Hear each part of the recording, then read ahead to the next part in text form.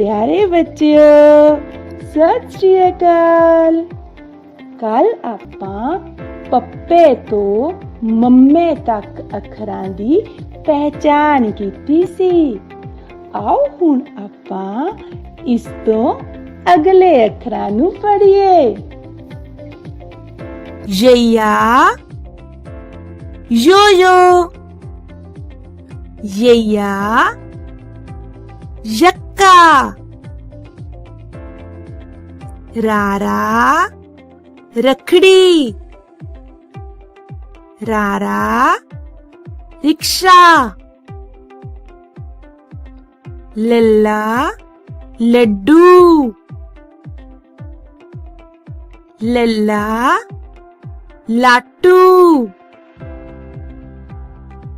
वावा, वाजा, वावा, वेलना, राड़ा, खाली। बच्चों, राड़ा अखर किसी भी शब्द दे शुरू विच नहीं आउंदा। ਇਹ ਸ਼ਬਦ ਦੇ ਵਿਚਕਾਰ ਜਾਂ ਸ਼ਬਦ ਦੇ ਅਖੀਰ ਵਿੱਚ ਜ਼ਰੂਰ ਆ ਜਾਂਦਾ ਹੈ, ਜਿਵੇਂ ਸੜਕ, ਘੜੀ, ਯਈਆ, ਰਾਰਾ, ਲੱਲਾ, ਵਾਵਾ, ਡਾੜਾ, ਪਿਆਰਿਓ, ਚੰਨ ਵਾਂਗੂ ਚਮਕੋ ਜ਼ਮੀਨ ਦੇ ਤਾਰਿਓ। ਯਈਆ, ਰਾਰਾ, ਲੱਲਾ, ਵਾਵਾ, ਡਾੜਾ, प्यारियो, चन्न वांगू चमको जमीन दे तारियो।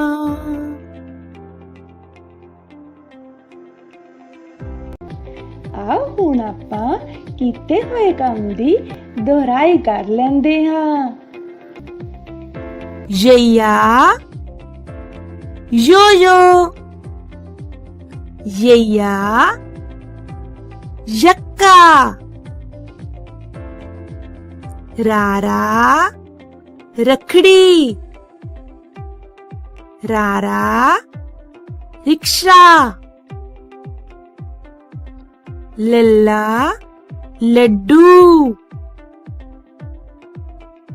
लल्ला, लाटू, वावा, वाजा, वावा, वेलना,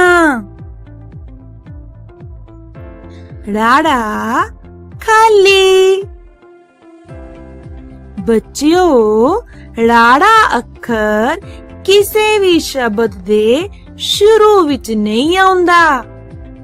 ਇਹ ਸ਼ਬਦ ਦੇ ਵਿਚਕਾਰ ਜਾਂ ਸ਼ਬਦ ਦੇ ਅਖੀਰ ਵਿੱਚ ਜ਼ਰੂਰ ਆ ਜਾਂਦਾ ਹੈ, ਜਿਵੇਂ ਸੜਕ, ਘੜੀ, ਯਈਆ, ਰਾਰਾ, ਲੱਲਾ, ਵਾਵਾ, ਡਾੜਾ, ਪਿਆਰਿਓ, ਚੰਨ ਵਾਂਗੂ ਚਮਕੋ ਜ਼ਮੀਨ ਦੇ ਤਾਰਿਓ। ਯਈਆ, ਰਾਰਾ, ਲੱਲਾ, ਵਾਵਾ, ਡਾੜਾ, ਪਿਆਰਿਓ, ਚੰਨ ਵਾਂਗੂ ਚਮਕੋ ਜ਼ਮੀਨ ਦੇ ਤਾਰਿਓ।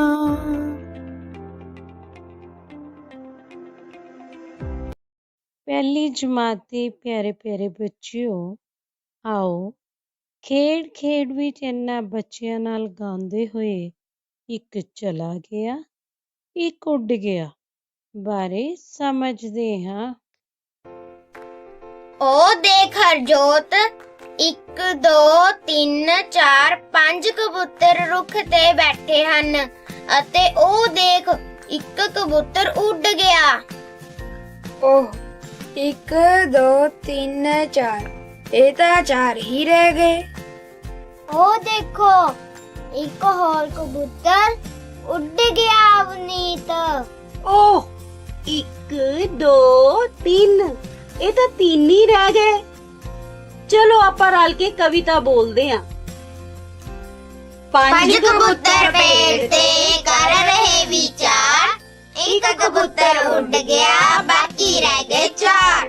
4 ਕਬੂਤਰ ਪੇੜ ਤੇ ਇੱਕ ਦੂਜੇ ਤੋਂ ਭਿੰਨ, ਇੱਕ ਕਬੂਤਰ ਉੱਡ ਗਿਆ ਬਾਕੀ ਰਹਿ ਗਏ ਤਿੰਨ ਤਿੰਨ ਕਬੂਤਰ ਪੇੜ ਤੇ ਖੇਡ ਰਹੇ ਸੀ ਉਹ ਇੱਕ ਕਬੂਤਰ ਉੱਡ ਗਿਆ ਬਾਕੀ ਰਹਿ ਗਏ ਦੋ ਦੋ ਕਬੂਤਰ ਪੇੜ ਤੇ ਬੈਠੇ ਤਾਣ ਕੇ ਇੱਕ ਕਬੂਤਰ ਉੱਡ ਗਿਆ ਬਾਕੀ ਰਹਿ ਗਿਆ ਇੱਕ ਕਬੂਤਰ ਪੇੜ ਤੇ ਬੈਠਾ ਬਣ ਕੇ ਹੀਰੋ ਉਹ ਵੀ ਡਰ ਕੇ ਉੱਡ ਗਿਆ ਬਾਕੀ ਰਹਿ ਗਏ zero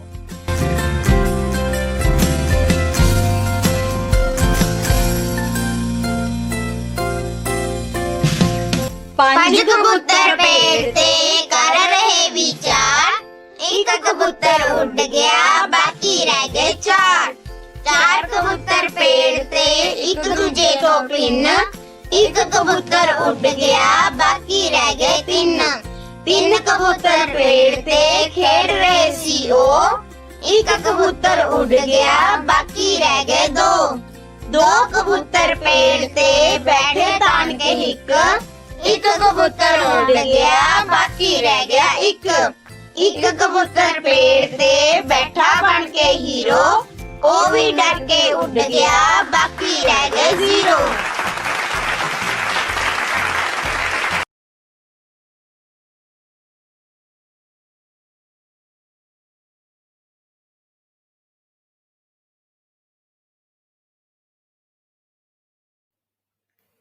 Hello children, welcome to English class.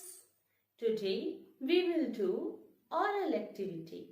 It is given at page number 17 of your textbook. Children, today we will learn to answer some questions. The first question is, what is your name? To answer this question, you have to tell your name, okay? As I tell my name. My name is Kiran. Now, who will answer this question? Ma'am, my name is Jaspreet Singh.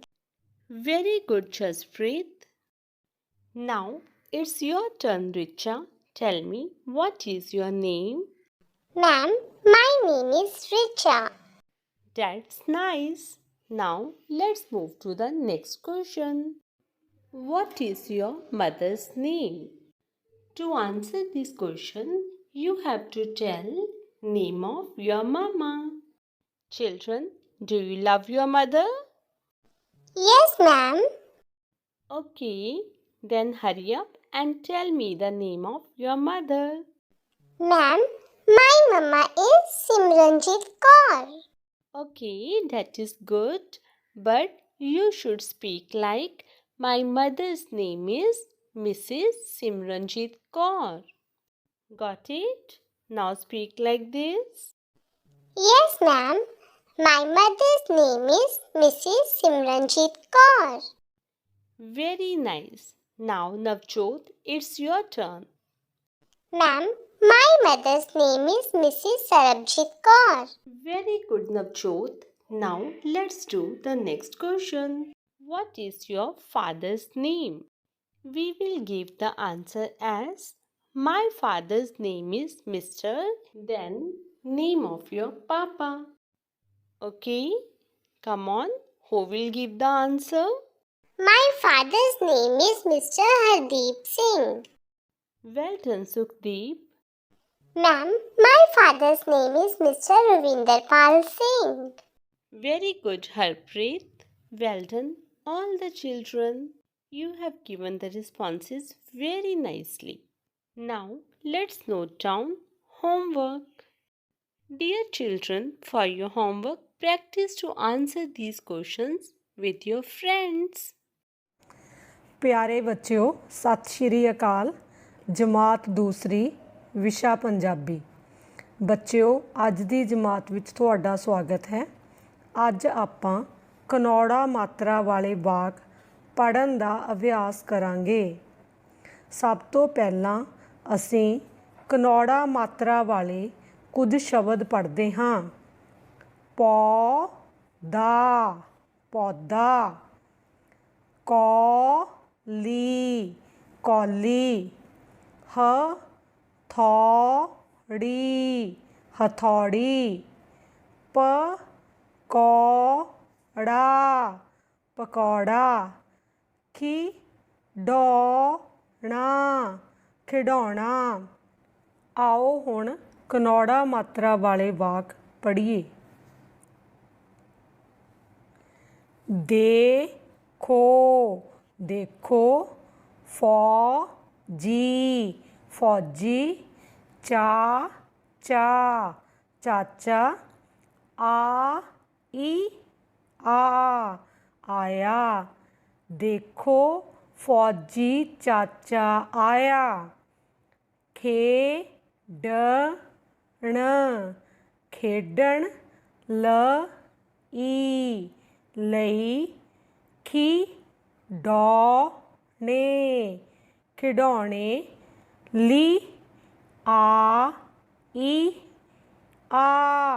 ਲਿਆਇਆ ਖੇਡਣ ਲਈ ਖਿਡੌਣੇ ਲਿਆਇਆ। ਖਾਣ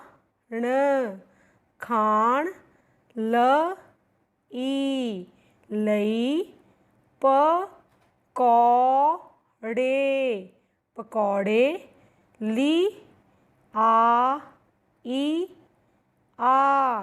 ਲਿਆਇਆ ਖਾਣ ਲਈ ਪਕੌੜੇ ਲਿਆਇਆ। ਚਮਕੌਰ ਚਮਕੌਰ ਤੇ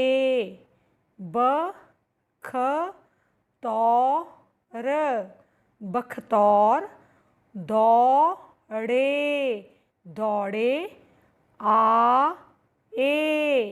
ਆਏ ਚਮਕੌਰ ਤੇ ਬਖਤੌਰ ਦੌੜੇ ਆਏ। ਗੌਰੀ ਵੀ ਸੁਣ ਕੇ ਦੌੜੀ ਆਈ ਗੌਰੀ ਵੀ ਸੁਣ ਕੇ ਦੌੜੀ ਆਈ। ਸਭ ਨੇ ਰਲ ਮਿਲ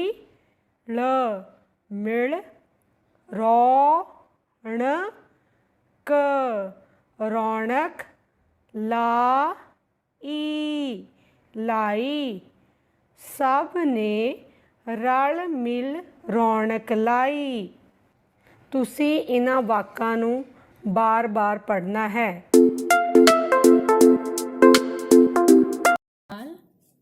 ਅੱਜ ਆਪਾਂ ਪੇਜ ਨੰਬਰ 29 ਤੇ ਖਾਲੀ ਥਾਵਾਂ ਭਰਾਂਗੇ, ਜਿਹਦੇ ਵਿੱਚ ਤੁਹਾਨੂੰ 2 ਰਕਮਾਂ ਦਿੱਤੀਆਂ ਹੋਣਗੀਆਂ। ਤੁਸੀਂ ਉਹਨਾਂ ਦੇ ਵਿੱਚ ਵੱਡਾ ਹੈ, ਛੋਟਾ ਹੈ ਜਾਂ ਬਰਾਬਰ ਹੈ ਦਾ ਚਿੰਨ੍ਹ ਲਗਾਉਣਾ। ਬੱਚਿਓ, ਤੁਹਾਨੂੰ ਪਤਾ ਹੀ ਹੈ ਨਾ ਵੀ ਜਿਹੜੇ ਆਹ ਵੱਡਾ ਹੈ ਜਾਂ ਛੋਟਾ ਹੈ ਦਾ ਚਿੰਨ੍ਹ ਕਿਹੜੀ ਕਹਾਣੀ ਨਾਲ ਜੁੜਿਆ ਹੋਇਆ ਹੈ? ਹਾਂਜੀ, ਇਹ ਜੁੜਿਆ ਮਗਰਮੱਛ ਦੀ ਕਹਾਣੀ ਨਾਲ। ਦੇਖੋ, ਮਗਰਮੱਛ ਦਾ ਮੂੰਹ ਖੁੱਲਦਾ ਤੇ ਇਹ ਹਮੇਸ਼ਾ ਵੱਡੀ ਸੰਖਿਆ ਨੂੰ ਖਾਂਦਾ। ਇਸ ਚਿੰਨ੍ਹ ਨੂੰ ਆਪਾਂ ਮਗਰਮੱਛ ਦਾ ਮੂੰਹ ਵੀ ਕਹਿੰਦੇ ਆ। ਜਿਹੜੀ ਸੰਖਿਆ ਵੱਡੀ ਉਧਰ ਨੂੰ ਮਗਰਮੱਛ ਦਾ ਮੂੰਹ ਖੁੱਲਾ ਤੇ ਜਿਹੜੀ ਸੰਖਿਆ ਛੋਟੀ ਉਧਰ ਨੂੰ ਮਗਰਮੱਛ ਦਾ ਮੂੰਹ ਬੰਦ। ਹੁਣ ਆਪਾਂ 2 ਸੰਖਿਆਵਾਂ ਲੈਣੇ ਆ, 27 ਤੇ 37। ਦੇਖਦੇ ਆ ਮਗਰਮੱਛ ਕਿਹਨੂੰ ਖਾਊਗਾ। ਵੱਡੀ ਸੰਖਿਆ ਦੇਖਣ ਲਈ ਆਪਾਂ ਸਭ ਤੋਂ ਪਹਿਲਾਂ ਦਹਾਈ ਵਾਲਾ ਅੰਕ ਦੇਖਾਂਗੇ। 27 ਵਿੱਚ ਦਹਾਈ ਦਾ ਅੰਕ ਕਿੰਨਾ? 2। 37 ਦੇ ਵਿੱਚ ਕਿੰਨਾ ਵਾ? 3। ਹੁਣ ਦੱਸੋ ਕਿਹੜਾ ਅੰਕ ਵੱਡਾ ਹੋਊਗਾ, 2 ਜਾਂ 3? ਵੈਰੀ ਗੁੱਡ, 3 ਅੰਕ ਵੱਡਾ ਹੋ ਗਿਆ। ਹੁਣ ਆਪਾਂ ਇੱਕ ਹੋਰ ਤਰੀਕੇ ਨਾਲ ਵੀ ਦੇਖ ਸਕਦੇ ਹਾਂ। ਆਪਾਂ 10 ਰੁਪਏ ਦੇ ਨੋਟ ਨੂੰ ਦਹਾਈ ਮੰਨਦੇ ਆ। 1 ਨੋਟ 1 ਦਹਾਈ, 2 ਨੋਟ 2 ਦਹਾਈਆਂ। ਹੁਣ ਦੇਖੋ ਕਿੰਨੀਆਂ ਦਹਾਈਆਂ ਨੇ ਇੱਥੇ? 2। ਤਾਂ ਆਪਾਂ ਕਿੰਨੇ ਨੋਟ ਲਾਵਾਂਗੇ? 2। 37 ਵਿੱਚ ਕਿੰਨੀਆਂ ਦਹਾਈਆਂ ਨੇ? 3। ਤਾਂ ਆਪਾਂ ਕਿੰਨੇ ਨੋਟ ਲਏ? 3। ਹੁਣ ਤੁਸੀਂ ਮੈਨੂੰ ਦੱਸੋ ਵੀ 2 ਨੋਟ ਵੱਧ ਹੁੰਦੇ ਨੇ ਕਿ 3 ਨੋਟ ਵੱਧ ਹੁੰਦੇ ਨੇ? ਹਾਂਜੀ, ਵੈਰੀ ਗੁੱਡ। 3 ਨੋਟ ਵੱਧ ਹੁੰਦੇ ਨੇ, ਇਹਦਾ ਮਤਲਬ ਜਿਹੜਾ 37 ਆ ਉਹ ਆਪਣਾ ਵੱਡਾ ਅੰਕ ਆ। ਹੁਣ ਦੱਸੋ ਫਿਰ ਮਗਰਮੱਛ ਕਿਹਨੂੰ ਖਾਊਗਾ? ਮਗਰਮੱਛ 37 ਨੂੰ ਖਾਊਗਾ। ਇਸ ਰਕਮ ਨੂੰ ਆਪਾਂ ਕਿਵੇਂ ਪੜਾਂਗੇ? 27 ਛੋਟਾ ਹੈ 37 ਨਾਲੋਂ। ਹੁਣ ਅਗਲੀਆਂ ਸੰਖਿਆਵਾਂ ਦੇਖੋ। 70 70 ਦਹਾਈ ਵਾਲਾ ਅੰਕ ਦੇਖਾਂਗੇ। 7 ਦੂਜੇ ਪਾਸੇ ਵੀ 7। ਹੁਣ ਇਹ ਦੋਨੋਂ ਪਾਸੇ ਦਹਾਈ ਵਾਲੇ ਅੰਕ ਬਰਾਬਰ ਹੋ ਗਏ ਨਾ। ਜਦੋਂ ਦਹਾਈ ਵਾਲਾ ਅੰਕ ਬਰਾਬਰ ਹੁੰਦਾ ਫਿਰ ਆਪਾਂ ਇਕਾਈ ਵਾਲੇ ਅੰਕ ਦੇਖਦੇ ਹਾਂ। ਦੇਖੋ ਇੱਧਰ ਇਕਾਈ ਵਾਲਾ ਅੰਕ ਕਿੰਨਾ? 0। ਦੂਸਰੇ ਪਾਸੇ ਕਿੰਨਾ? 0। ਤਾਂ ਦੋਨੋਂ ਬਰਾਬਰ ਹੋ ਗਏ। ਇਹਦਾ ਮਤਲਬ ਮਗਰਮੱਛ ਕਿਸੇ ਨੂੰ ਨਹੀਂ ਖਾਊਗਾ। ਇਸ ਤਰ੍ਹਾਂ ਇਹ ਦੋਨੋਂ ਅੰਕ ਹੋ ਗਏ ਬਰਾਬਰ, ਇਸ ਕਰਕੇ ਆਪਾਂ ਬਰਾਬਰ ਹੈ ਦਾ ਚਿੰਨ੍ਹ ਪਾਵਾਂਗੇ। ਹੁਣ ਆਪਾਂ ਅਗਲੀ ਰਕਮ ਦੇਖਦੇ ਹਾਂ। 58 54 ਆਪਾਂ ਦਹਾਈ ਵਾਲੇ ਅੰਕ ਦੇਖਾਂਗੇ ਨਾ ਪਹਿਲਾਂ। 58 ਵਿੱਚ ਦਹਾਈ ਦਾ ਅੰਕ ਕਿੰਨਾ ਹੈ? 5। 54 ਵਿੱਚ ਕਿੰਨਾ ਹੈ? 5। ਇਹ ਤਾਂ ਹੁਣ ਦਹਾਈ ਵਾਲੇ ਫਿਰ ਸੇਮ ਹੋ ਗਏ। ਫਿਰ ਹੁਣ ਆਪਾਂ ਇੱਥੇ ਜਦੋਂ ਦਹਾਈ ਵਾਲੇ ਅੰਕ ਇੱਕੋ ਜਿਹੇ ਹੁੰਦੇ ਨੇ ਫਿਰ ਆਪਾਂ ਇਕਾਈ ਵਾਲੇ ਅੰਕ ਲਵਾਂਗੇ। 58 ਵਿੱਚ ਇਕਾਈ ਕਿੰਨੀ ਆ? 8। 54 ਦੇ ਵਿੱਚ ਇਕਾਈ ਕਿੰਨੀ ਆ? 4। ਹੁਣ ਦੇਖਦੇ ਹਾਂ ਕਿਹੜੀ ਅੰਕ ਵੱਡਾ ਹੈ ਤੇ ਕਿਹੜਾ ਛੋਟਾ ਹੈ। ਇਕਾਈ ਦੇ ਅੰਕ ਲਈ ਆਪਾਂ 1 ਰੁਪਏ ਦਾ ਨੋਟ ਲੈਂਦੇ ਆ। 1 ਨੋਟ 1 ਇਕਾਈ। ਹੁਣ ਇੱਥੇ ਕਿੰਨੀਆਂ ਇਕਾਈਆਂ ਨੇ? 8। ਤਾਂ ਆਪਾਂ 1 ਦੇ 8 ਨੋਟ ਲਾਵਾਂਗੇ। ਦੂਸਰੇ ਪਾਸੇ ਕਿੰਨੀਆਂ ਇਕਾਈਆਂ ਨੇ? 4। ਤਾਂ ਆਪਾਂ ਉਹਦੇ ਲਈ 4 ਨੋਟ ਲਾਵਾਂਗੇ। ਹੁਣ ਦੱਸੋ 8 ਨੋਟ ਜ਼ਿਆਦਾ ਹੁੰਦੇ ਕਿ 4 ਨੋਟ ਜ਼ਿਆਦਾ ਹੁੰਦੇ ਨੇ? ਬਿਲਕੁਲ ਠੀਕ, 8 ਨੋਟ ਜ਼ਿਆਦਾ ਹੁੰਦੇ ਨੇ। ਇਸ ਦਾ ਮਤਲਬ ਜਿੱਧਰ ਇਕਾਈ ਅੰਕ ਵੱਡਾ ਉਹ ਸੰਖਿਆ ਆਪਣੀ ਵੱਡੀ ਹੋ ਗਈ। 58 ਸੰਖਿਆ ਵੱਡੀ ਹੋ ਗਈ। ਹੁਣ ਫਿਰ ਮਗਰਮੱਛ ਦਾ ਮੂੰਹ ਕਿਹਨੂੰ ਖਾਊਗਾ? 58 ਨੂੰ। ਫਿਰ ਆਪਾਂ ਇਹ ਵਾਲਾ ਚਿੰਨ੍ਹ 58 ਵੱਲ ਪਾਵਾਂਗੇ। ਮਗਰਮੱਛ ਦਾ ਮੂੰਹ ਕਿੱਧਰ ਨੂੰ ਖੁੱਲਾ ਹੈ?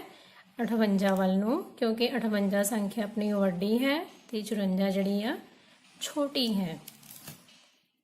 ਬੱਚਿਓ ਇੱਕ ਸੰਖਿਆ ਆਪਾਂ ਹੋਰ ਕਰਦੇ ਹਾਂ। ਦੇਖੋ 65 72। 65 ਵਿੱਚ ਦਹਾਈ ਵਾਲਾ ਅੰਕ ਕਿੰਨਾ? 6 ਤੇ 72 ਵਿੱਚ ਦਹਾਈ ਵਾਲਾ ਅੰਕ ਕਿੰਨਾ? 7। 6 ਦਹਾਈਆਂ ਲਈ ਆਪਾਂ 6 ਨੋਟ ਲਵਾਂਗੇ 10-10 ਦੇ ਤੇ 7 ਦਹਾਈਆਂ ਲਈ ਆਪਾਂ ਲਵਾਂਗੇ 7 ਨੋਟ। ਹੁਣ ਦੱਸੋ ਕਿੱਧਰ ਨੋਟ ਵੱਧ ਨੇ 10 ਦੇ? ਬਿਲਕੁਲ ਠੀਕ, 7 ਨੋਟ ਵੱਧ ਨੇ। ਇਸ ਕਰਕੇ ਵੱਡੀ ਸੰਖਿਆ ਕਿਹੜੀ ਹੋ ਗਈ ਆਪਣੀ? 72। ਹੁਣ ਦੇਖੋ ਮਗਰਮੱਛ ਕਿਹਨੂੰ ਖਾਊਗਾ? 72 ਦੀ ਸੰਖਿਆ ਨੂੰ। ਠੀਕ ਹੈ ਬੱਚਿਓ, ਸਮਝ ਆ ਗਈ?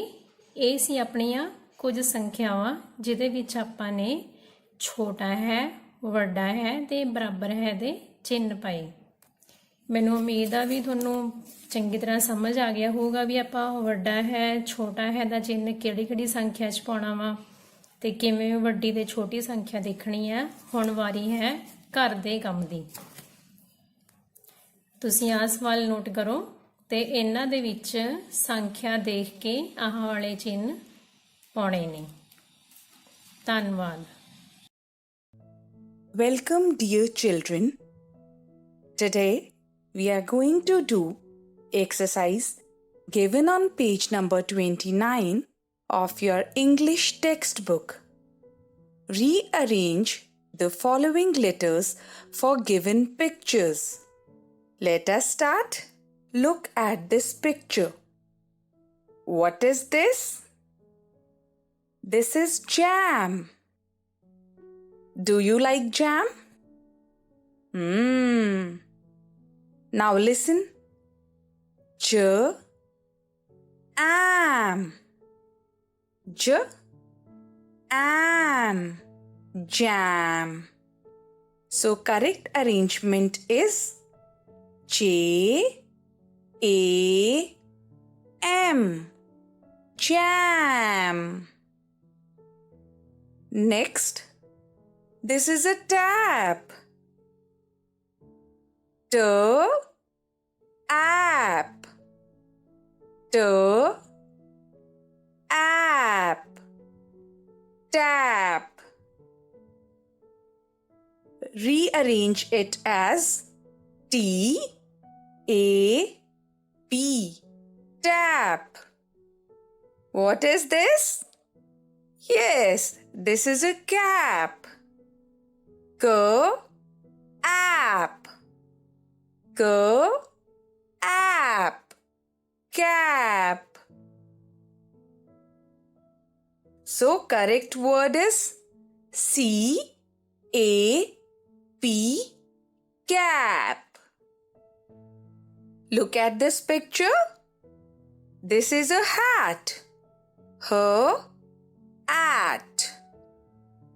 Her at. Hat.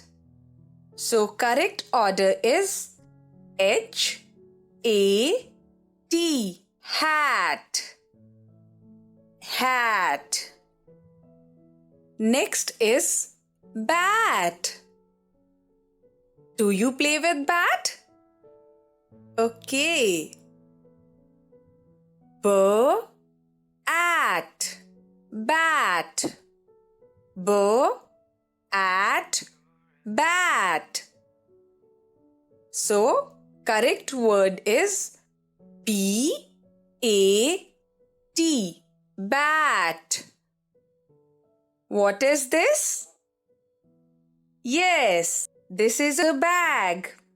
B ag. B ag. Bag. So write it B A G. Bag. Children, for homework, draw these pictures in your notebook and write the correct word for them. ਜਮਾਤ ਤੀਜੀ ਵਿਸ਼ਾ ਪੰਜਾਬੀ ਪਾਠ ਪੰਜਵਾਂ ਵੱਡਾ ਕੌਣ। ਪਿਆਰੇ ਬੱਚਿਓ, ਅਸੀਂ ਇਹ ਪਾਠ ਪੜ੍ਹ ਚੁੱਕੇ ਹਾਂ। ਈ ਕੰਟੈਂਟ ਰਾਹੀਂ ਇਸ ਦੀ ਵੀਡੀਓ ਵੀ ਦੇਖ ਚੁੱਕੇ ਹਾਂ। ਅੱਜ ਆਪਾਂ ਕਰਾਂਗੇ ਬਹੁ ਵਿਕਲਪੀ ਪ੍ਰਸ਼ਨ ਜਾਂ ਠੀਕ ਉੱਤਰ ਅੱਗੇ ਸਹੀ ਦਾ ਨਿਸ਼ਾਨ ਲਾਓ। ਮੈਂ ਤੁਹਾਨੂੰ ਕੁਝ ਪ੍ਰਸ਼ਨ ਪੁੱਛਾਂਗਾ, ਫਿਰ ਆਪਾਂ ਮਿਲ ਕੇ ਉਹਨਾਂ ਦੇ ਸਹੀ ਉੱਤਰ ਲੱਭਾਂਗੇ। ਸ਼ੁਰੂ ਕਰਦੇ ਹਾਂ। ਸਾਡਾ ਪਹਿਲਾ ਪ੍ਰਸ਼ਨ ਹੈ, ਹੱਥ ਦੀਆਂ ਉਂਗਲਾਂ ਵਿੱਚ ਕੀ ਹੋਇਆ? ਪਿਆਰ, ਲੜਾਈ ਜਾਂ ਬਹਿਸ? ਹਾਂਜੀ ਬੇਟਾ, ਦੱਸੋ ਇਹਨਾਂ ਵਿੱਚੋਂ ਸਹੀ ਉੱਤਰ ਕਿਹੜਾ ਹੈ? ਹੱਥ ਦੀਆਂ ਉਂਗਲਾਂ ਵਿੱਚ ਹਾਂਜੀ ਬਹਿਸ ਹੋਈ। ਸਹੀ ਉੱਤਰ ਹੈ ਬਹਿਸ। ਅਗਲਾ ਪ੍ਰਸ਼ਨ, ਅਨਪੜ੍ਹ ਲੋਕ ਦਸਖਤ ਕਰਨ ਦੀ ਥਾਂ ਕਿਸ ਦੀ ਵਰਤੋਂ ਕਰਦੇ ਹਨ? ਚੀਚੀ ਦੀ, ਵੱਡੀ ਉਂਗਲ ਦੀ ਜਾਂ ਅੰਗੂਠੇ ਦੀ? ਹਾਂਜੀ ਬੇਟਾ ਸੋਚੋ। ਸਹੀ ਉੱਤਰ ਹੈ ਅੰਗੂਠੇ ਦੀ। ਅਨਪੜ੍ਹ ਲੋਕ ਦਸਖਤ ਕਰਨ ਦੀ ਥਾਂ ਅੰਗੂਠਾ ਲਗਾਉਂਦੇ ਹਨ। ਹਾਂਜੀ ਬੇਟਾ ਅਗਲਾ ਪ੍ਰਸ਼ਨ, ਧਰਤੀ ਉੱਤੇ ਖਿਲਰੇ ਦਾਣਿਆਂ ਨੂੰ ਹੁੰਜਣ ਵੇਲੇ ਕਿਹੜੀ ਉਂਗਲ ਘਿਸਰਦੀ ਹੈ? ਚੀਚੀ, ਵੱਡੀ ਉਂਗਲ ਜਾਂ ਅੰਗੂਠਾ? ਹਾਂਜੀ ਬੇਟਾ ਦੱਸੋ ਸਹੀ ਉੱਤਰ। ਸਹੀ ਉੱਤਰ ਹੈ ਚੀਚੀ। ਧਰਤੀ ਤੋਂ ਦਾਣੇ ਇਕੱਠੇ ਕਰਨ ਵੇਲੇ ਚੀਚੀ ਘਿਸਰਦੀ ਹੈ। ਸਰਪੰਚ ਨੇ ਥਾਲੀ ਵਿੱਚ ਕੀ ਲਿਆਉਣ ਲਈ ਕਿਹਾ? ਰਸਗੁੱਲੇ, ਜਲੇਬੀਆਂ ਜਾਂ ਲੱਡੂ? ਹਾਂਜੀ ਆਪਾਂ ਪਾਠ ਪੜ੍ਹਿਆ ਹੈ। ਸਹੀ ਜਵਾਬ ਕੀ ਹੈ? ਲੱਡੂ। ਸਰਪੰਚ ਨੇ ਥਾਲੀ ਵਿੱਚ ਲੱਡੂ ਲਿਆਉਣ ਲਈ ਕਿਹਾ ਸੀ। ਅਗਲਾ ਪ੍ਰਸ਼ਨ ਹੈ, ਸਰਪੰਚ ਨੇ ਸਭ ਤੋਂ ਪਹਿਲਾਂ ਕਿਸ ਨੂੰ ਲੱਡੂ ਚੁੱਕਣ ਲਈ ਕਿਹਾ? ਵੱਡੀ ਉਂਗਲ ਨੂੰ, अंगूठे नूं या चीची ਉਂਗਲ ਨੂੰ? बेटा सब तो पहला किस नूं किया सी? अंगूठे नूं। बिल्कुल सही। लड्डू किसने चुक्या? अंगूठे ने, वड्डी ਉਂਗਲ ने या सारियां ਉਂਗਲਾਂ ने मिल के? हाँ जी बेटा, की है सही जवाब? कोई इकल्ली लड्डू चुक पाई सी? कोई भी ਉਂਗਲ लड्डू नहीं चुक पाई सी। सो सही जवाब है कि सारियां ਉਂਗਲਾਂ ने मिल के। हाँ जी, अगला। सरपंच ने ਉਂਗਲਾਂ ਨੂੰ किस तरह रहने ਲਈ कहा? अलग अलग, मिलजुल के या वड्डे बन के? सरपंच ने की किया सी? हाँ जी, मिलजुल के। सरपंच ने सारियां ਉਂਗਲਾਂ ਨੂੰ मिलजुल के रहने ਲਈ किया सी। ਅੱਜ ਦਾ आखिरी प्रश्न, शक्ति किस विच हुंदी है? लड़ाई विच, आकड़ विच या एकता विच? प्यारे बच्चों, इस कहानी की सिक्ख्या भी यही है कि शक्ति हमेशा एकता विच हुंदी है, एकता विच शक्ति है। हाँ जी बेटा, हुण तुहाडे लई होमवर्क, तुहाडा घर दा काम। तुसीं इस पाठ के अभ्यास विचों ठीक उत्तर अगे सही का निशान लाओ। इन्हां नूं सुंदर लिखाई दे विच अपनी कापी उत्ते लिखना है। धन्यवाद बच्चों।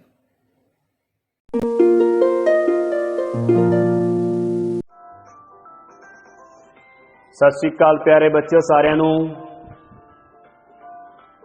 प्यारे बच्चों, अज आपां तीजी श्रेणी की गणित की दुनिया के पेज नंबर 34 के सवाल हल करते हाँ। तो आओ समझते हाँ इन्हों। सब तो पहला सवाल है, करंसी नोटां द्वारा दसी संख्या नूं अंकां अते शब्दां विच लिखो। तो बच्चों, सब तो पहला 100 रुपए के करंसी नोट आपां गिणदे हाँ। 1 2 अते 3। 100 रुपए के 3 करंसी नोट, 3 नोटां की कीमत 300 है तो 300 संख्या बन जाती है। इस तो बाद बच्चों 10 रुपए के नोट आप गिनांगे। 1 2 3।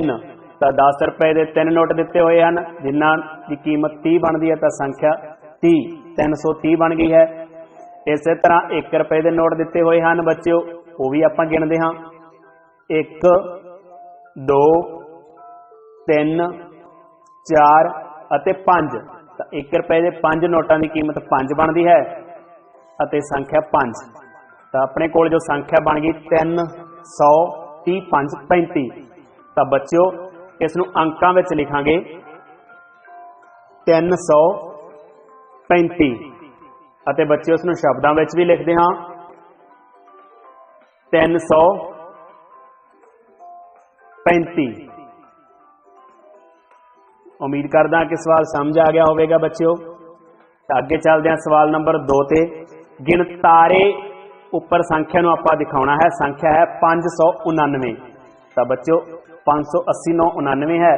तो 9 लई इकाई वाली छड़ विच 9 मोती पावांगे। 1 2 3 4 5 6 7 8 अते 9। 80 9 99 80 लई दहाई वाली छड़ विच 8 मोती पाउंदे हां। 1 2 3 4 5 6 7 अते 8। इस तरह बच्चों 500 लई सैकड़े वाली छड़ विच 5 मोती पावांगे।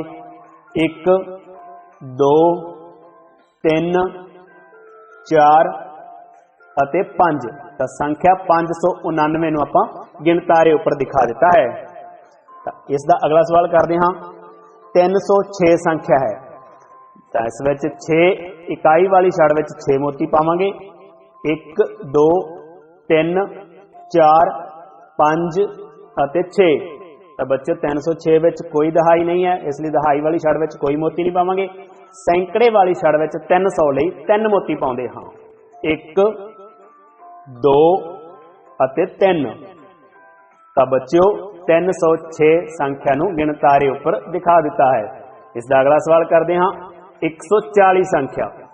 ਤਾਂ ਇਕਾਈ ਵਾਲੀ ਛੜ ਵਿੱਚ ਕੋਈ ਮੋਤੀ ਨਹੀਂ ਪਾਵਾਂਗੇ ਕਿਉਂਕਿ ਕੋਈ ਇਕਾਈ ਨਹੀਂ ਹੈ।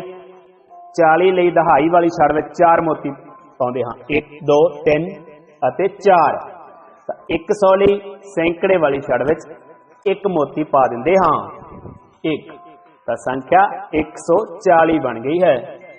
ਉਮੀਦ ਕਰਦਾ ਹਾਂ ਕਿ ਸਾਰੇ ਬੱਚਿਆਂ ਨੂੰ ਸਵਾਲ ਸਮਝ ਆ ਗਏ ਹੋਣਗੇ। ਤਾਂ ਬੱਚਿਓ ਪੇਜ ਨੰਬਰ 34 ਤੋਂ ਇਹ ਸਵਾਲ ਤੁਸੀਂ ਖੁਦ ਵੀ ਕਰਕੇ ਦੇਖਣੇ ਹਨ।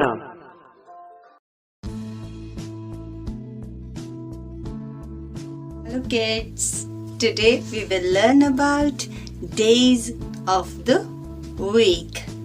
Let's see how to write week.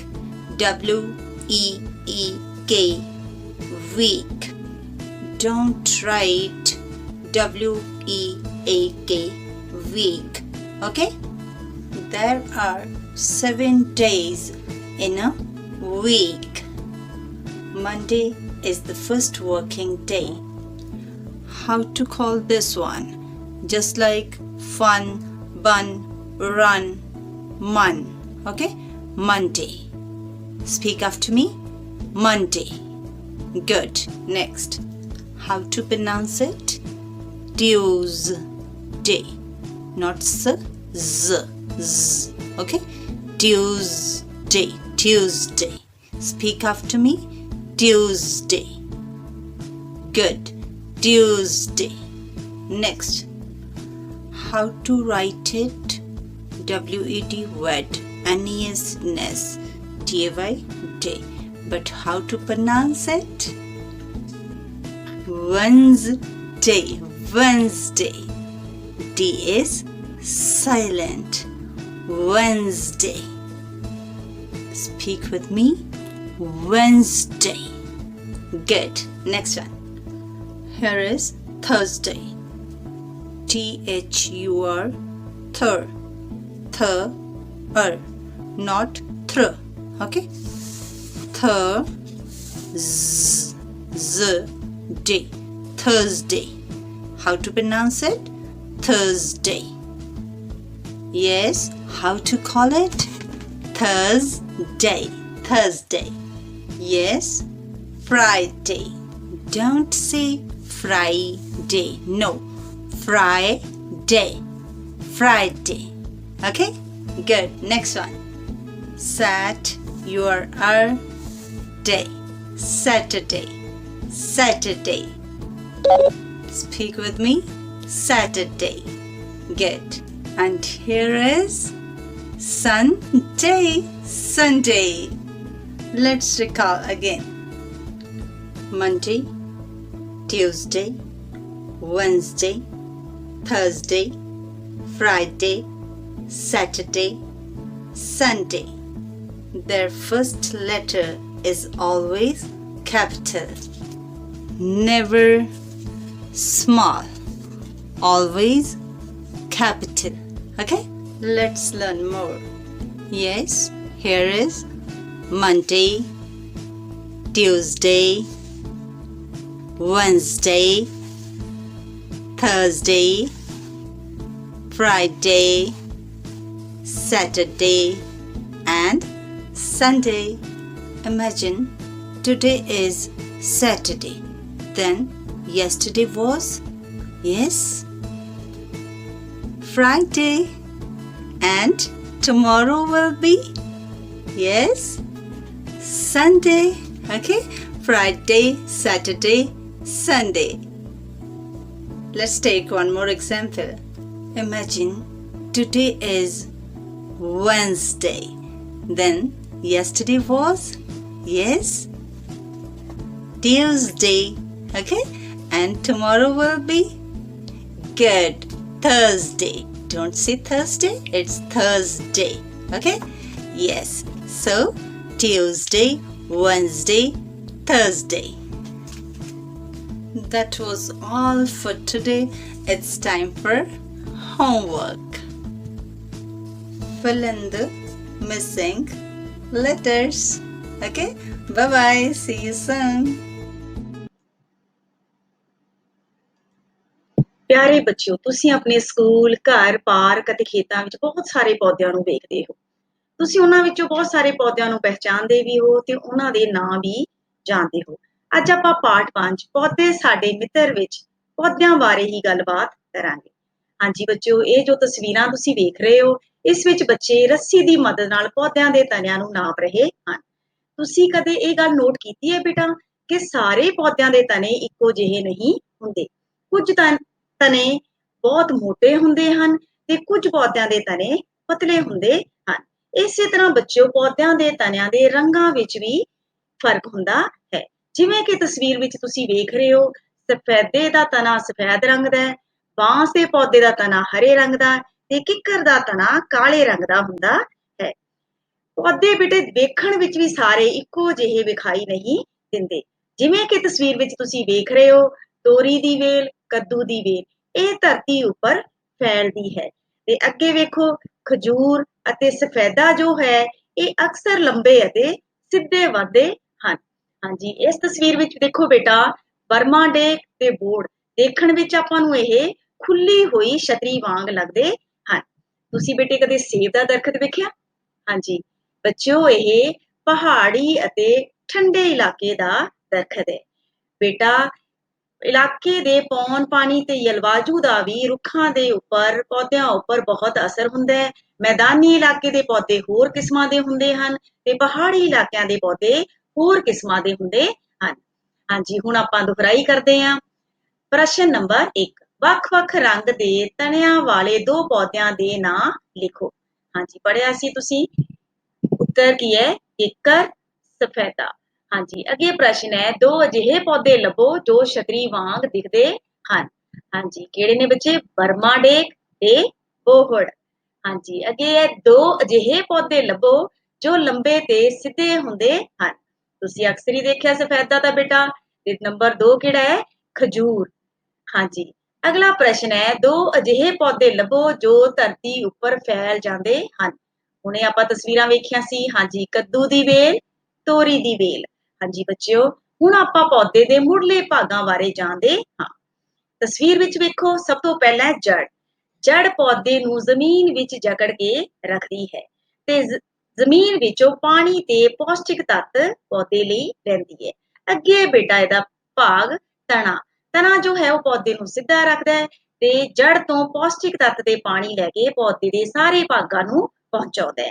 ਫਿਰ ਹੈ ਬੱਚਿਓ ਪੱਤੇ। ਪੱਤੇ ਪੌਦੇ ਲਈ ਭੋਜਨ ਤਿਆਰ ਕਰਦੇ ਹਨ। ਹਾਂਜੀ, ਅਗਲਾ ਭਾਗ ਹੈ ਇਹਦਾ ਫੁੱਲ। ਫੁੱਲ ਪੌਦੇ ਲਈ ਨਵੇਂ ਬੀਜ ਤਿਆਰ ਕਰਦਾ ਹੈ। ਤੇ ਇੱਕ ਭਾਗ ਹੈ ਬੇਟਾ ਇਹਦਾ ਫਲ। ਫਲ ਬੀਜ ਨੂੰ ਆਪਣੇ ਅੰਦਰ ਸੁਰੱਖਿਅਤ ਰੱਖਦਾ ਹੈ। ਹੁਣ ਹੈ ਬੇਟਾ ਘਰ ਦੇ ਕੰਮ ਦੀ ਵਾਰੀ। ਤੇ ਪੇਜ ਨੰਬਰ 27 ਉੱਪਰ ਦਿੱਤੀ ਹੋਈ ਪੌਦੇ ਦੀ ਤਸਵੀਰ ਤੁਸੀਂ ਬਣਾਉਣੀ ਹੈ ਤੇ ਉਸਦੇ ਵੱਖ-ਵੱਖ ਭਾਗਾਂ ਦੇ ਨਾਮ ਆਪਣੀ ਕਾਪੀ ਵਿੱਚ ਲਿਖਣੇ ਨੇ। ਪਿਆਰੇ ਬੱਚਿਓ, ਚੌਥੀ ਜਮਾਤ ਦੀ ਪੰਜਾਬੀ ਦਾ 5ਵਾਂ ਪਾਠ ਅਸੀਂ ਪੂਰਾ ਕਰ ਚੁੱਕੇ ਹਾਂ। ਹੁਣ ਤੁਹਾਨੂੰ ਇਹ ਤਾਂ ਪਤਾ ਲੱਗ ਗਿਆ ਹੋਵੇਗਾ ਕਿ ਵੀਰੂ ਤੇ ਮੰਗੂ ਕੌਣ ਸਨ। ਜੀ ਹਾਂ, ਵੀਰੂ ਤੇ ਮੰਗੂ ਦੋ ਮੇਮਣੇ ਸਨ। ਪਿਆਰੇ ਬੱਚਿਓ, ਜਾਨਵਰਾਂ ਨੂੰ ਰਿਹਾਇਸ਼ ਦੇ ਆਧਾਰ ਤੇ ਅਸੀਂ ਦੋ ਸ਼੍ਰੇਣੀਆਂ ਵਿੱਚ ਵੰਡ ਸਕਦੇ ਹਾਂ। ਪਹਿਲੀ ਹੈ ਜੰਗਲੀ ਜਾਨਵਰ। ਉਹ ਜਾਨਵਰ ਜੋ ਜੰਗਲਾਂ ਵਿੱਚ ਰਹਿੰਦੇ ਹਨ, ਉਹਨਾਂ ਨੂੰ ਅਸੀਂ ਜੰਗਲੀ ਜਾਨਵਰ ਕਹਿੰਦੇ ਹਾਂ। ਤੇ ਦੂਸਰਾ ਪਾਲਤੂ ਜਾਨਵਰ, ਜਿਨ੍ਹਾਂ ਜਾਨਵਰਾਂ ਨੂੰ ਅਸੀਂ ਆਪਣੇ ਘਰਾਂ ਵਿੱਚ ਰੱਖਦੇ ਹਾਂ, ਪਾਲਦੇ ਹਾਂ, ਉਹਨਾਂ ਨੂੰ ਅਸੀਂ ਪਾਲਤੂ ਜਾਨਵਰ ਕਹਿੰਦੇ ਹਾਂ। ਪਿਆਰੇ ਬੱਚਿਓ, ਅੱਜ ਅਸੀਂ ਮਾਈਂਡ ਮੈਪਿੰਗ ਦੇ ਮਾਧਿਅਮ ਰਾਹੀਂ ਕਰਾਂਗੇ ਦਿਮਾਗ ਦੀ ਕਸਰਤ ਅਤੇ ਜਾਣਾਂਗੇ ਕਿ ਆਖਿਰ ਉਹ ਕਿਹੜੇ-ਕਿਹੜੇ ਜਾਨਵਰ ਹਨ ਜੋ ਸਾਡੇ ਪਾਲਤੂ ਜਾਨਵਰ ਹਨ ਜਾਂ ਹੋ ਸਕਦੇ ਹਨ। ਪਿਆਰੇ ਬੱਚਿਓ, ਸਭ ਤੋਂ ਪਹਿਲਾ ਪਾਲਤੂ ਜਾਨਵਰ ਜੋ ਮੈਂ ਆਪ ਜੀ ਨੂੰ ਦਿਖਾਉਣ ਜਾ ਰਿਹਾ ਹਾਂ ਉਹ ਹੈ ਊਠ। ਊਠ ਨੂੰ ਮਾਰੂਥਲ ਦਾ ਜਹਾਜ਼ ਵੀ ਕਿਹਾ ਜਾਂਦਾ ਹੈ। ਇਸ ਜਾਨਵਰ ਦੀ ਜ਼ਿਆਦਾ ਵਰਤੋਂ ਢੋਆ ਢੁਆਈ ਲਈ ਕੀਤੀ ਜਾਂਦੀ ਹੈ। ਬੱਚਿਓ, ਊਠ ਪਾਣੀ ਦੀ ਕਾਫੀ ਮਾਤਰਾ ਆਪਣੇ ਅੰਦਰ ਜਮਾ ਰੱਖਦਾ ਹੈ। ਇਸ ਕਰਕੇ ਇਹ ਲੰਬਾ ਸਮਾਂ ਪਾਣੀ ਤੋਂ ਬਿਨਾਂ ਗੁਜ਼ਾਰ ਸਕਦਾ ਹੈ। ਸਾਡਾ ਦੂਸਰਾ ਪਾਲਤੂ ਜਾਨਵਰ ਹੈ ਗਾਂ। ਇਸ ਦਾ ਦੁੱਧ ਤਾਂ ਤੁਸੀਂ ਪੀਤਾ ਹੀ ਹੋਵੇਗਾ। ਬੱਚਿਓ, ਗਾਂ ਦਾ ਦੁੱਧ ਸਾਡੀ ਸਿਹਤ ਲਈ ਬਹੁਤ ਫਾਇਦੇਮੰਦ ਹੁੰਦਾ ਹੈ। ਸਾਡਾ ਅਗਲਾ ਪਾਲਤੂ ਪਸ਼ੂ ਹੈ ਮੱਝ। ਪਿਆਰੇ ਬੱਚਿਓ, ਮੱਝ ਵੀ ਗਾਂ ਦੀ ਤਰ੍ਹਾਂ ਦੁੱਧ ਲਈ ਹੀ ਪਾਲੀ ਜਾਂਦੀ ਹੈ। ਇਹਨਾਂ ਦੋਹਾਂ ਪਸ਼ੂਆਂ ਦਾ ਗੋਹਾ ਬਾਲਣ ਦੇ ਕੰਮ ਆਉਂਦਾ ਹੈ। ਸਾਡਾ ਚੌਥਾ ਪਾਲਤੂ ਜਾਨਵਰ ਹੈ ਬੱਕਰੀ। ਇਸ ਦੇ ਬਾਰੇ ਤਾਂ ਤੁਸੀਂ ਬੱਚਿਓ ਪਾਠ ਵਿੱਚ ਵੀ ਪੜ੍ਹਿਆ ਹੈ। ਇਸ ਦਾ ਦੁੱਧ ਕਈ ਬਿਮਾਰੀਆਂ ਦੇ ਇਲਾਜ ਲਈ ਵਰਤਿਆ ਜਾਂਦਾ ਹੈ। ਬੱਚਿਓ ਇਸ ਨੂੰ ਚਲਦੀ ਫਿਰਦੀ ਫ੍ਰਿਜ ਵੀ ਕਿਹਾ ਜਾਂਦਾ ਹੈ। ਪਿਆਰੇ ਬੱਚਿਓ ਸਾਡਾ ਅਗਲਾ ਪਾਲਤੂ ਜਾਨਵਰ ਹੈ ਭੇਡ। ਬੱਚਿਓ ਸਰਦੀ ਤੋਂ ਬਚਣ ਲਈ ਜੋ ਅਸੀਂ ਉੱਨੀ ਕੱਪੜੇ ਪਹਿਨਦੇ ਹਾਂ ਉਹ ਭੇਡ ਦੀ ਉੱਨ ਤੋਂ ਹੀ ਤਿਆਰ ਕੀਤੇ ਜਾਂਦੇ ਹਨ। ਸਾਡਾ 6ਵਾਂ ਪਾਲਤੂ ਜਾਨਵਰ ਹੈ ਘੋੜਾ। ਬੱਚਿਓ ਇਸ ਦੀ ਸਵਾਰੀ ਕਰਦਿਆਂ ਤੁਸੀਂ ਕਿਸੇ ਨਾ ਕਿਸੇ ਨੂੰ ਜ਼ਰੂਰ ਦੇਖਿਆ ਹੋਵੇਗਾ। ਪੁਰਾਣੇ ਸਮੇਂ ਵਿੱਚ ਸਾਡੇ ਰਾਜੇ ਮਹਾਰਾਜੇ ਲੜਾਈਆਂ ਵਿੱਚ ਇਸ ਦੀ ਖੂਬ ਵਰਤੋਂ ਕਰਦੇ ਸਨ। ਸਾਡਾ ਅਗਲਾ ਪਾਲਤੂ ਜਾਨਵਰ ਹੈ ਬੱਚਿਓ ਕੁੱਤਾ। ਬੱਚਿਓ ਇਹ ਸਾਡੇ ਘਰ ਦੀ ਰਖਵਾਲੀ ਕਰਦਾ ਹੈ। ਇਹ ਬਹੁਤ ਹੀ ਵਫਾਦਾਰ ਜਾਨਵਰ ਹੈ ਬੱਚਿਓ। ਇਸ ਦੇ ਇਸੇ ਗੁਣ ਕਰਕੇ ਇਸ ਨੂੰ ਘਰ ਦਾ ਚੌਕੀਦਾਰ ਵੀ ਆਖਦੇ ਹਨ। ਸਾਡਾ ਅਗਲਾ ਜਾਨਵਰ ਹੈ ਬਿੱਲੀ। ਪਿਆਰੇ ਬੱਚਿਓ ਬਿੱਲੀ ਦੀ ਮਿਆਉ ਮਿਆਉ ਤਾਂ ਤੁਸੀਂ ਸੁਣੀ ਹੀ ਹੋਵੇਗੀ। ਇਹ ਅਨਾਜ ਦਾ ਨੁਕਸਾਨ ਕਰਨ ਵਾਲੇ ਚੂਹਿਆਂ ਨੂੰ ਸਫਾਇਆ ਕਰਕੇ ਸਾਡੀ ਮਦਦ ਕਰਦੀ ਹੈ, ਜਿਸ ਦੇ ਕਾਰਨ ਇਸ ਨੂੰ ਕਈ ਲੋਕ ਆਪਣੇ ਘਰਾਂ ਵਿੱਚ ਬੜੇ ਸ਼ੌਂਕ ਨਾਲ ਪਾਲਤੂ ਬਣਾ ਕੇ ਰੱਖਦੇ ਹਨ। ਇੱਕ ਹੋਰ ਪਾਲਤੂ ਜਾਨਵਰ ਹੈ ਸੂਰ। ਬੱਚਿਓ ਕਈ ਇਲਾਕਿਆਂ ਵਿੱਚ ਸੂਰ ਨੂੰ ਵੀ ਪਾਲਤੂ ਜਾਨਵਰ ਦੇ ਤੌਰ ਤੇ ਪਾਲਿਆ ਜਾਂਦਾ ਹੈ। ਸਾਡਾ ਅਗਲਾ ਪਾਲਤੂ ਜਾਨਵਰ ਹੈ ਗਧਾ। ਬੱਚਿਓ ਇਸ ਜਾਨਵਰ ਦੀ ਵਰਤੋਂ ਆਮ ਤੌਰ ਤੇ ਭਾਰ ਢੋਣ ਲਈ ਕੀਤੀ ਜਾਂਦੀ ਹੈ। ਸਾਡਾ ਇੱਕ ਹੋਰ ਪਾਲਤੂ ਜਾਨਵਰ ਹੈ ਖਰਗੋਸ਼। ਬੱਚਿਓ ਇਹ ਬਹੁਤ ਹੀ ਮਾਸੂਮ ਤੇ ਖੂਬਸੂਰਤ ਜਾਨਵਰ ਹੈ, ਜਿਸ ਕਰਕੇ ਕਈ ਲੋਕ ਇਸ ਨੂੰ ਸ਼ੌਂਕੀਆ ਤੌਰ ਤੇ ਆਪਣੇ ਘਰਾਂ ਵਿੱਚ ਪਾਲਦੇ ਹਨ। ਪਿਆਰੇ ਬੱਚਿਓ ਹੁਣ ਜਿਸ ਜਾਨਵਰ ਦੀ ਗੱਲ ਤੁਹਾਡੇ ਨਾਲ ਮੈਂ ਸਾਂਝੀ ਕਰਨ ਜਾ ਰਿਹਾ ਹਾਂ ਉਹ ਜ਼ਮੀਨ ਤੇ ਰਹਿਣ ਵਾਲੇ ਸਾਰੇ ਜਾਨਵਰਾਂ ਨਾਲੋਂ ਵੱਡਾ ਹੈ। ਸਾਡਾ ਇਹ ਪਾਲਤੂ ਜਾਨਵਰ ਹੈ ਹਾਥੀ। ਵੈਸੇ ਤਾਂ ਬੱਚਿਓ ਇਹ ਜੰਗਲੀ ਜਾਨਵਰ ਹੈ, ਪਰ ਕਈ ਕਬੀਲਿਆਂ ਦੇ ਲੋਕਾਂ ਵੱਲੋਂ ਇਸ ਨੂੰ ਪਾਲਤੂ ਜਾਨਵਰ ਦੇ ਤੌਰ ਤੇ ਵੀ ਪਾਲਿਆ ਜਾਂਦਾ ਹੈ। ਹਾਥੀ ਜ਼ਮੀਨ ਦੇ ਸਾਰੇ ਜਾਨਵਰਾਂ ਨਾਲੋਂ ਬਹੁਤ ਜ਼ਿਆਦਾ ਤਾਕਤਵਰ ਤੇ ਸ਼ਕਤੀਸ਼ਾਲੀ ਹੈ ਬੱਚਿਓ। ਹਾਥੀ ਆਪਣੀ ਸੁੰਡ ਦੀ ਮਦਦ ਨਾਲ ਵੱਡੀਆਂ ਤੇ ਭਾਰੀਆਂ ਚੀਜ਼ਾਂ ਨੂੰ ਬੜੀ ਆਸਾਨੀ ਨਾਲ ਚੁੱਕ ਸਕਦਾ ਹੈ ਬੱਚਿਓ। ਤਾਂ ਇਹ ਸਨ ਪਿਆਰੇ ਬੱਚਿਓ ਸਾਡੇ ਪਾਲਤੂ ਜਾਨਵਰ। ਤਾਂ ਹੁਣ ਵਾਰੀ ਹੈ ਘਰ ਦੇ ਕੰਮ ਦੀ। ਪਿਆਰੇ ਬੱਚਿਓ ਤੁਸੀਂ ਆਪਣੀ ਮਨਪਸੰਦ ਦੇ ਕੋਈ ਵੀ 10 ਪਾਲਤੂ ਜਾਨਵਰਾਂ ਦੇ ਨਾਮ ਆਪਣੀ ਕਾਪੀ ਵਿੱਚ ਬੜੀ ਹੀ ਸੁੰਦਰ ਲਿਖਾਈ ਦੇ ਵਿੱਚ ਲਿਖਣੇ ਹਨ ਅਤੇ ਇਹਨਾਂ ਨੂੰ ਯਾਦ ਵੀ ਕਰਨਾ ਹੈ। ਤੁਹਾਡਾ ਬਹੁਤ ਬਹੁਤ ਧੰਨਵਾਦ। ਸਤਿ ਸ਼੍ਰੀ ਅਕਾਲ ਪਿਆਰੇ ਬੱਚਿਓ ਅੱਜ ਅਸੀਂ ਬੈਂਕ ਖਾਤੇ ਦੀ ਕਾਪੀ ਵਿੱਚ ਜਮ੍ਹਾਂ ਰਾਸ਼ੀ ਰਾਹੀਂ ਜੋੜ ਸੰਬੰਧੀ ਜਾਣਕਾਰੀ ਹਾਸਿਲ ਕਰਾਂਗੇ। ਜੀ ਬੱਚਿਓ ਇਹ ਹੈ ਹਰਮਨ ਤੇ ਇਹ ਹੈ ਹਰਮਨ ਦੇ ਬੈਂਕ ਦੀ ਕਾਪੀ। ਤੇ ਚਲੋ ਦੇਖੀਏ ਹਰਮਨ ਨੇ ਆਪਦੀ ਬੈਂਕ ਦੀ ਕਾਪੀ ਵਿੱਚ ਕਿੰਨੇ ਰੁਪਏ ਜਮ੍ਹਾਂ ਕਰਵਾਏ ਹਨ। ਮਿਤੀ 12/5/2020 ਨੂੰ ਜਮ੍ਹਾਂ ਕਰਵਾਈ ਰਕਮ ਹੈ 408 ਰੁਪਏ। ਕਿੰਨੇ ਰੁਪਏ ਜਮ੍ਹਾਂ ਕਰਵਾਏ ਹਨ ਹਰਮਨ ਨੇ? 408 रुपए। मतलब उसने 8 इकाइयां, दहाई विच कोई नोट नहीं, 0 दहाई ते 4 सैकड़े, 408 रुपए। उस तो बाद देखिए हरमन ने 28/5/2020 ਨੂੰ किन्ने रुपए जमा करवाए हैं? 372 रुपए। किन्ने रुपए? 370 2 72। मतलब 2 इकाइयां 7 दहाइयां ਅਤੇ 3 सैकड़े 372। उस तो बाद हरमन ने किन्ने रुपए जमा करवाए? 15/6/2020 ਨੂੰ 28 रुपए जमा करवाए। 20 8 28। मतलब 8 इकाइयां 2 दहाइयां 20 8 28। तो चलो बच्चे देखते हाँ हरमन कोल किन्ने रुपए हैं। सब तो पहला असी इकाई वाले नोट गिनते हाँ। 1 2 3 4 5 6 7 8 9 10 11 12 13 14 15 16 17 18। ਤਾਂ ਬੱਚਿਓ 10 1 ਰੁਪਏ ਨੋਟਾਂ ਦੇ ਬਦਲੇ ਅਸੀਂ ਇੱਕ 10 ਦਾ ਨੋਟ ਲੈਨੇ ਹਾਂ, ਮਤਲਬ 10 ਇਕਾਈਆਂ ਦੇ ਬਦਲੇ ਇੱਕ ਦਹਾਈ, ਕਿਉਂਕਿ ਬੱਚਿਓ 10 ਇਕਾਈਆਂ ਬਰਾਬਰ ਇੱਕ ਦਹਾਈ। ਤਾਂ ਅਸੀਂ 10 ਦਾ ਨੋਟ ਦਹਾਈ ਵਾਲੇ ਪਾਸੇ ਰੱਖ ਦਿੰਨੇ ਹਾਂ ਤੇ 8 ਇਕਾਈਆਂ ਇਕਾਈ ਵਾਲੇ ਪਾਸੇ।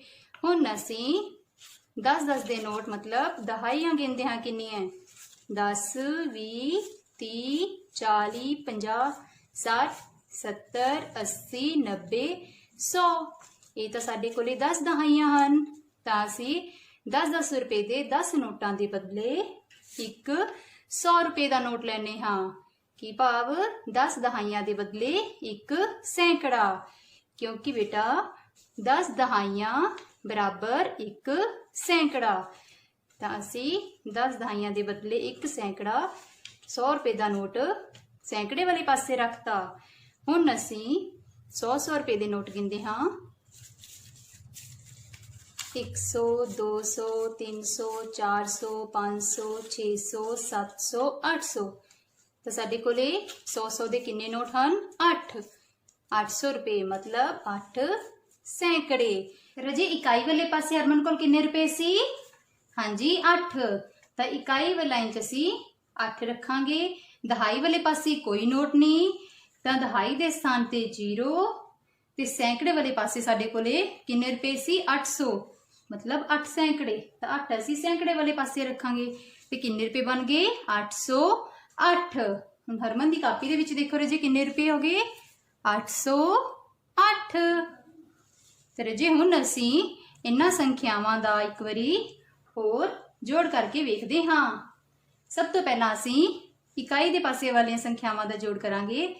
8 ਤੇ 2 10 10 8 18। ਕਿੰਨੀਆਂ ਇਕਾਈਆਂ ਹੋ ਗਈਆਂ ਰਜੇ 18। 18 ਇਕਾਈਆਂ ਕਿਹਦੇ ਬਰਾਬਰ ਹੁੰਦੀਆਂ 10 ਇਕਾਈਆਂ ਜੋੜ 8 ਇਕਾਈਆਂ। ਤਾਂ 10 ਇਕਾਈਆਂ ਬਰਾਬਰ ਇੱਕ ਦਹਾਈ। ਤਾਂ ਰਜੇ ਅਸੀਂ 10 ਇਕਾਈਆਂ ਇੱਕ ਦਹਾਈ ਮਤਲਬ ਦਹਾਈ ਨੂੰ ਦੇ ਦਾਂਗੇ 1। ਤਾਂ ਸਾਡੇ ਕੋਲੇ ਪਿੱਛੇ ਇਕਾਈਆਂ ਕਿੰਨੀਆਂ ਰਹਿ ਗਈਆਂ 8। ਤਾਂ ਇਕਾਈ ਵਾਲੇ ਪਾਸੇ ਅਸੀਂ ਲਿਖਤਾ 8। ਹੁਣ ਅਸੀਂ ਦਹਾਈ ਵਾਲੀ ਸੰਖਿਆਵਾਂ ਦਾ ਜੋੜ ਕਰਾਂਗੇ। 1 0 1 1 ਤੇ 7 8 8 ਤੇ 2 10। ਤਾਂ ਜੀ 10 ਦਹਾਈਆਂ ਬਰਾਬਰ ਇੱਕ ਸੈਂਕੜਾ। ਤਾਂ ਅਸੀਂ 10 ਦਹਾਈਆਂ ਇੱਕ ਸੈਂਕੜੇ ਨੂੰ ਦੇ ਦਿੱਤੀਆਂ। ਤਾਂ ਹੁਣ ਪਿੱਛੇ ਕਿੰਨੇ ਦਹਾਈਆਂ ਰਹਿ ਗਈਆਂ 0। ਹੁਣ ਅਸੀਂ ਸੈਂਕੜੇ ਵਾਲੇ ਪਾਸੇ ਵਾਲੀ ਰਕਮਾਂ ਗਿਣਾਂਗੇ। 1 ਤੇ 4 5 5 ਤੇ 3 8। ਤਾਂ ਜੀ ਕਿਹੜੀ ਸੰਖਿਆ ਬਣ ਗਈ? ਕਿੰਨੇ ਰੁਪਏ ਹੋ ਗਏ ਹਰਮਨ ਕੋਲੇ 808। ਬੱਚਿਓ ਪੰਨਾ ਨੰਬਰ 35 ਤੇ ਪਹਿਲੇ ਸਵਾਲ ਦਾ B ਭਾਗ ਅਸੀਂ ਹੱਲ ਕਰ ਚੁੱਕੇ ਹਾਂ। ਇਹ ਭਾਗ ਨੂੰ ਤੁਸੀਂ ਕਰੰਸੀ ਨੋਟਾਂ ਦੀ ਮਦਦ ਨਾਲ ਹੱਲ ਕਰਨਾ ਹੈ। ਤਾਂ ਬੱਚਿਓ ਠੀਕ ਹੈ, ਫਿਰ ਮਿਲਦੇ ਹਾਂ। ਧੰਨਵਾਦ।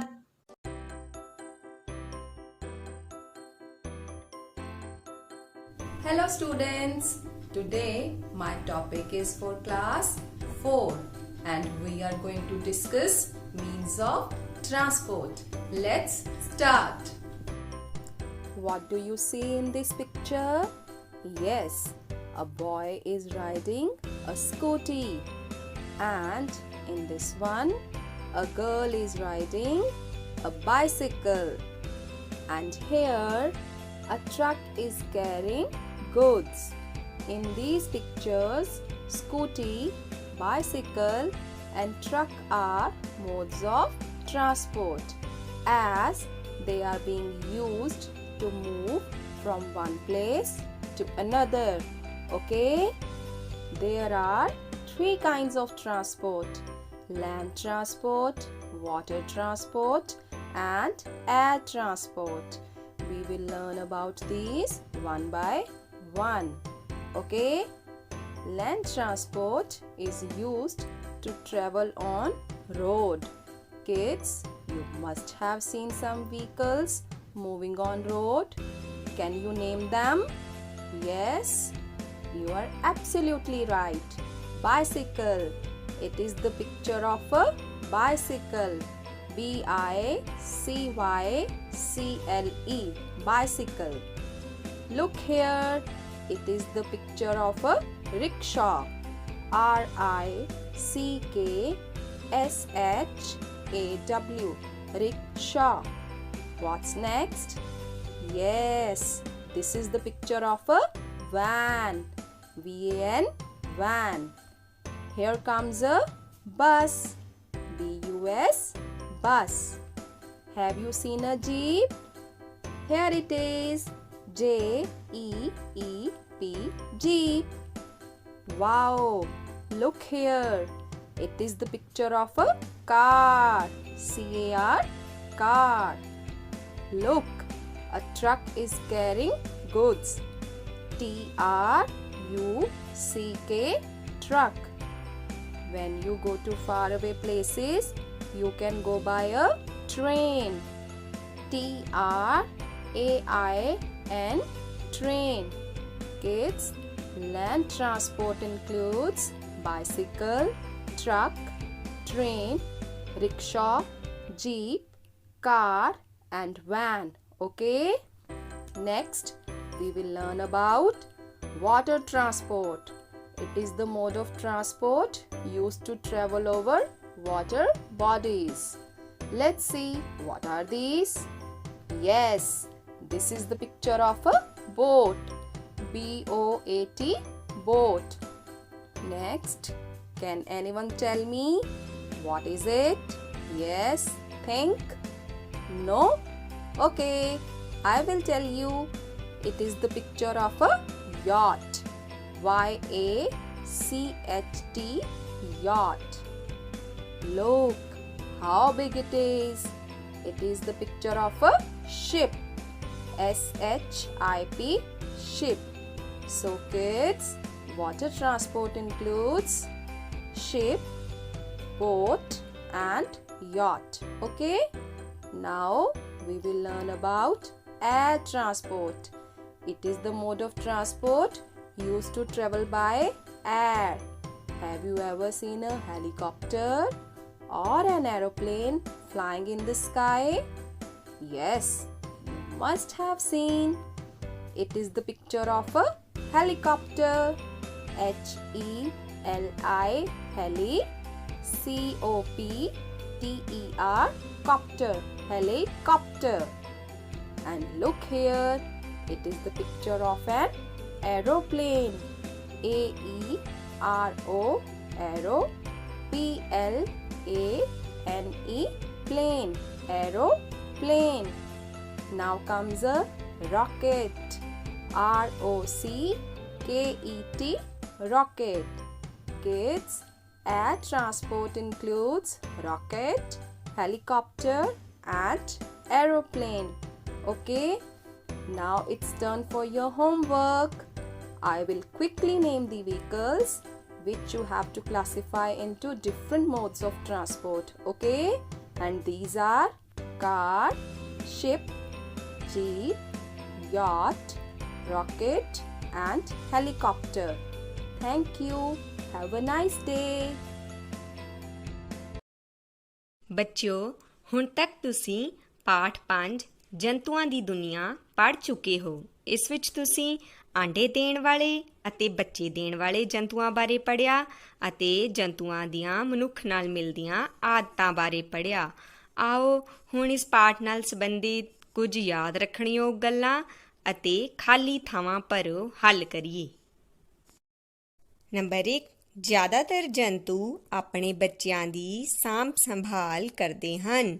ਮਨੁੱਖ ਦੀ ਤਰ੍ਹਾਂ ਜੰਤੂ ਵੀ ਆਪਣੇ ਬੱਚਿਆਂ ਲਈ ਭੋਜਨ ਦਾ ਪ੍ਰਬੰਧ ਅਤੇ ਉਹਨਾਂ ਦੀ ਰਾਖੀ ਕਰਦੇ ਹਨ।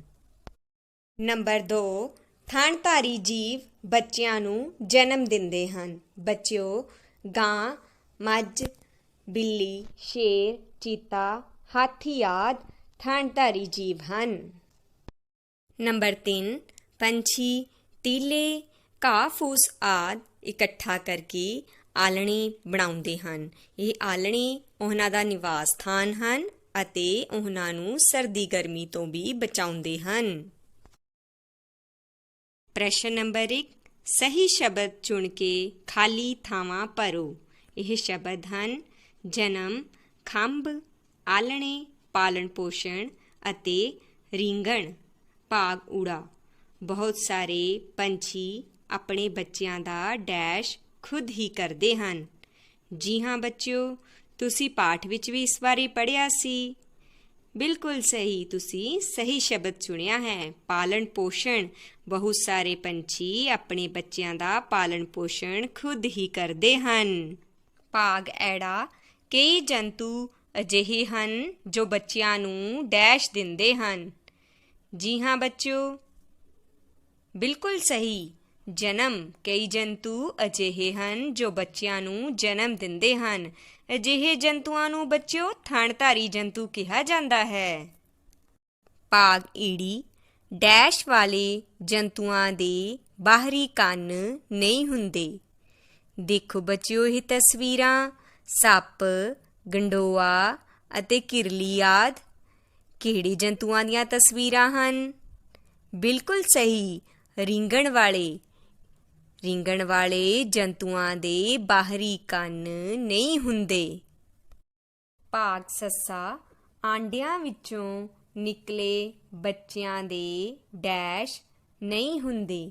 ਦੇਖੋ ਬੱਚਿਓ, ਆਂਡਿਆਂ ਵਿੱਚੋਂ ਨਿਕਲੇ ਬੱਚਿਆਂ ਦੇ ਸਰੀਰ ਉੱਤੇ ਕੀ ਨਹੀਂ ਹੈ ਜੋ ਕਿ ਤੁਸੀਂ ਵੱਡੇ ਪੰਛੀਆਂ ਦੇ ਸਰੀਰ ਉੱਤੇ ਦੇਖਦੇ ਹੋ? ਜੀ ਹਾਂ, ਬਿਲਕੁਲ ਸਹੀ, ਖੰਭ। ਆਂਡਿਆਂ ਵਿੱਚੋਂ ਨਿਕਲੇ ਬੱਚਿਆਂ ਦੇ ਖੰਭ ਨਹੀਂ ਹੁੰਦੇ।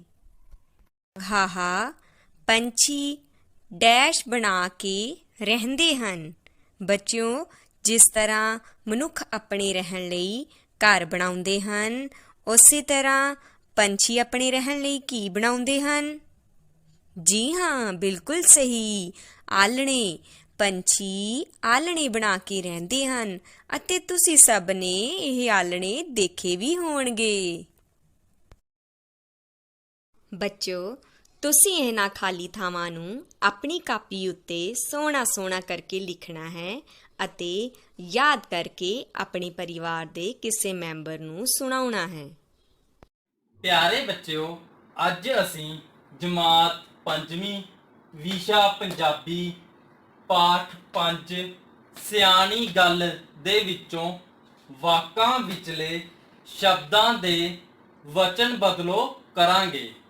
ਬੱਚਿਓ, ਵਚਨ ਦੇ 2 ਰੂਪ ਹੁੰਦੇ ਹਨ, ਇੱਕ ਵਚਨ ਅਤੇ ਬਹੁਵਚਨ। ਜਦੋਂ ਅਸੀਂ ਇੱਕ ਜੀਵ ਜਾਂ ਥਾਂ ਦੀ ਗੱਲ ਕਰਦੇ ਹਾਂ ਤਾਂ ਜਿਹੜੇ ਸ਼ਬਦ ਵਰਤੇ ਜਾਂਦੇ ਹਨ ਉਹਨਾਂ ਨੂੰ ਇੱਕ ਵਚਨ ਕਹਿੰਦੇ ਹਨ।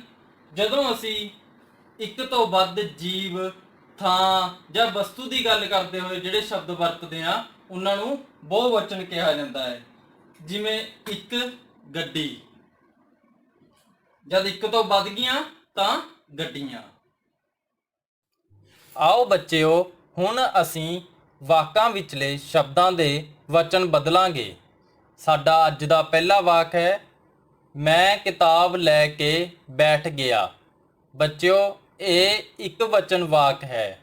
ਹੁਣ ਅਸੀਂ ਇਸ ਵਾਕ ਵਿੱਚ ਨਾਮ, ਪੜਨਾਮ, ਕਿਰਿਆ ਨਾਲ ਸੰਬੰਧਿਤ ਸ਼ਬਦਾਂ ਨੂੰ ਬਹੁਵਚਨ ਵਿੱਚ ਬਦਲਾਂਗੇ।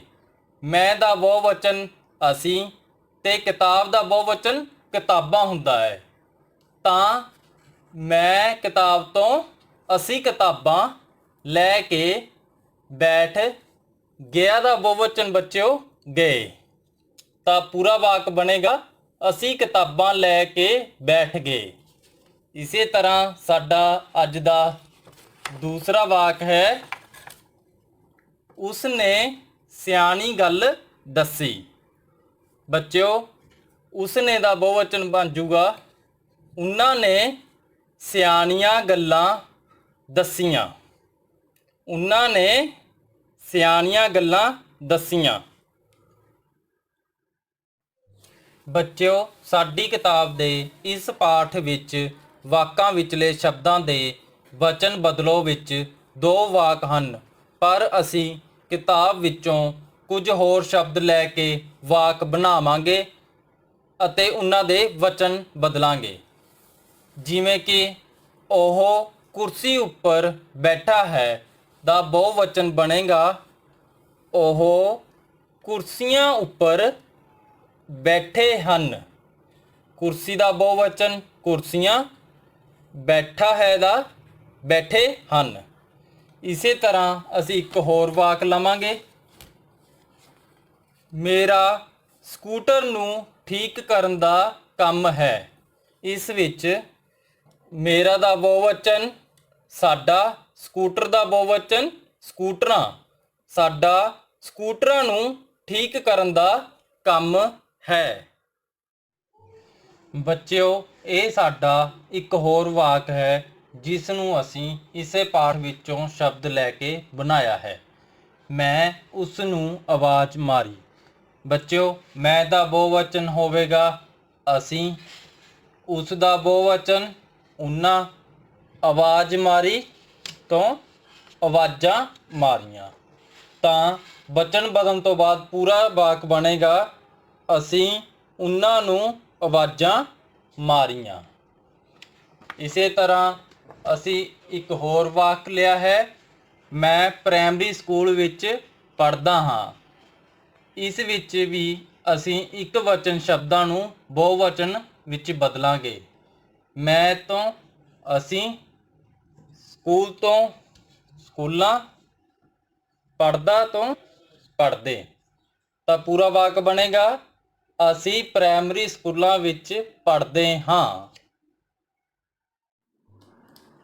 ਪਿਆਰੇ ਬੱਚਿਓ, ਹੁਣ ਤੁਸੀਂ ਇਹ ਸਾਰੇ ਵਾਕ ਸਾਫ਼-ਸਾਫ਼ ਲਿਖਾਈ ਦੇ ਵਿੱਚ ਆਪਣੀ ਕਾਪੀ ਤੇ ਲਿਖਣੇ ਹਨ ਅਤੇ ਇਸੇ ਪਾਠ ਵਿੱਚੋਂ ਹੋਰ ਸ਼ਬਦਾਂ ਦੇ ਵਾਕ ਬਣਾ ਕੇ ਉਹਨਾਂ ਵਾਕਾਂ ਦੇ ਵਚਨ ਬਦਲਣ ਦੀ ਕੋਸ਼ਿਸ਼ ਕਰਨੀ ਹੈ। ਇਸ ਕੰਮ ਵਿੱਚ ਤੁਸੀਂ ਆਪਣੇ ਅਧਿਆਪਕ ਅਤੇ ਮਾਪਿਆਂ ਦੀ ਮਦਦ ਲੈ ਸਕਦੇ ਹੋ।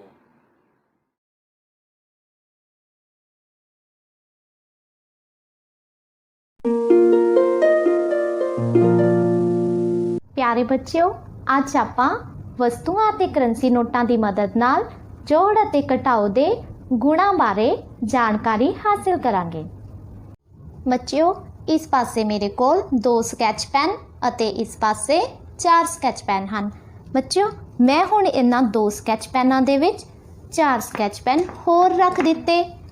ਇਹ ਸਕੈਚ ਪੈਨ ਹੁਣ ਕਿੰਨੇ ਹੋ ਗਏ? 2 + 4 6। ਹੁਣ ਇੱਧਰ ਵਾਲੇ ਮੈਂ 4 ਸਕੈਚ ਪੈਨਾਂ ਦੇ ਵਿੱਚ ਜੇਕਰ 2 ਸਕੈਚ ਪੈਨ ਹੋਰ ਰੱਖ ਦਿੰਦੀ ਹਾਂ ਤਾਂ ਇਹ ਕਿੰਨੇ ਬਣ ਗਏ? ਸ਼ਾਬਾਸ਼, 4 + 2 = 6। ਪਿਆਰੇ ਬੱਚਿਓ, ਰਮਨ ਦੇ ਕੋਲ 115 ਰੁਪਏ ਅਤੇ ਉਸਦੀ ਭੈਣ ਗਗਨ ਦੇ ਕੋਲ 327 ਰੁਪਏ ਹਨ। ਰਮਨ ਨੂੰ ਉਸਦੇ ਮਾਤਾ ਜੀ ਨੇ 327 ਰੁਪਏ ਹੋਰ ਦੇ ਦਿੱਤੇ ਅਤੇ ਗਗਨ ਨੂੰ ਵੀ ਮਾਤਾ ਜੀ ਨੇ 115 ਰੁਪਏ ਹੋਰ ਦੇ ਦਿੱਤੇ। ਰਮਨ ਦੇ ਰੁਪਏ ਹੁਣ ਵੱਧ ਕੇ 442 ਹੋ ਗਏ ਹਨ ਅਤੇ ਉਸਦੀ ਭੈਣ ਗਗਨ ਦੇ ਰੁਪਏ ਵੀ 442 ਹੋ ਗਏ। ਇਸ ਦਾ ਮਤਲਬ 115 + 327 ਬਰਾਬਰ ਹੈ 442 ਅਤੇ 327 + 115 ਵੀ ਬਰਾਬਰ ਹੈ 442। ਪਿਆਰੇ ਬੱਚਿਓ, ਜਮ੍ਹਾਂ ਦੀਆਂ ਰਕਮਾਂ ਦੀ ਤਰਤੀਬ ਬਦਲਣ ਤੇ ਜੋੜਫਲ ਵਿੱਚ ਕੋਈ ਫਰਕ ਨਹੀਂ ਪੈਂਦਾ। ਜਿਸ ਤਰ੍ਹਾਂ ਆਪਾਂ ਇੱਥੇ ਦੇਖ ਰਹੇ ਹਾਂ ਕਿ 115 ਭਾਵੇਂ ਅੱਗੇ ਹੈ, ਭਾਵੇਂ 115 ਪਿੱਛੇ ਹੈ ਤੇ 327 ਅੱਗੇ ਹੈ ਜਾਂ ਪਿੱਛੇ, ਇਸ ਨਾਲ ਕੋਈ ਵੀ ਫਰਕ ਨਹੀਂ ਪੈਂਦਾ। 2 ਸੰਖਿਆਵਾਂ ਵਿੱਚੋਂ ਕਿਸੇ ਵੀ ਸੰਖਿਆ ਨੂੰ ਆਪਾਂ ਕ੍ਰਮ ਬਦਲ ਕੇ ਰੱਖਣ ਤੇ ਵੀ ਉਸਦਾ ਇੱਕੋ ਜਿਹਾ ਹੀ ਉੱਤਰ ਸਾਨੂੰ ਮਿਲਦਾ ਹੈ। ਬੱਚਿਓ, 115 + 327 ਬਰਾਬਰ ਹੋਵੇਗਾ 327 ਦੇਖੋ, ਸ਼ਾਬਾਸ਼, 115। ਰਮਨ ਨੂੰ ਉਸਦੇ ਮਾਤਾ ਜੀ ਨੇ 1 ਰੁਪਇਆ ਹੋਰ ਦਿੱਤਾ। ਇਸ ਦਾ ਮਤਲਬ 442 ਦੇ ਵਿੱਚ 1 ਰੁਪਇਆ ਹੋਰ ਜੁੜ ਗਿਆ ਅਤੇ ਬਰਾਬਰ ਕਿਹਦੇ ਆ ਗਿਆ? 442 1 443। ਇਸ ਤੋਂ ਆਪਾਂ ਨੂੰ ਕੀ ਪਤਾ ਲੱਗਿਆ? ਹਾਂਜੀ, ਕਿਸੇ ਸੰਖਿਆ ਵਿੱਚ 1 ਜੋੜਨ ਦੇ ਨਾਲ ਅਗਲੀ ਸੰਖਿਆ ਪ੍ਰਾਪਤ ਹੁੰਦੀ ਹੈ। ਗਗਨ ਨੇ 442 ਰੁਪਈਆਂ ਵਿੱਚੋਂ 1 ਰੁਪਇਆ ਖਰਚ ਲਿੱਤਾ। ਇਸ ਦਾ ਮਤਲਬ 442 ਵਿੱਚੋਂ 1 ਰੁਪਈਆ ਘਟ ਗਿਆ ਅਤੇ ਬਰਾਬਰ ਕਿਹਦੇ ਰਹਿ ਗਿਆ? 442 ਘਟਾਓ 1, 441। ਇਸ ਦਾ ਮਤਲਬ ਕਿਸੇ ਸੰਖਿਆ ਵਿੱਚੋਂ 1 ਘਟਾਉਣ ਤੇ ਪਿਛਲੀ ਸੰਖਿਆ ਪ੍ਰਾਪਤ ਹੁੰਦੀ ਹੈ।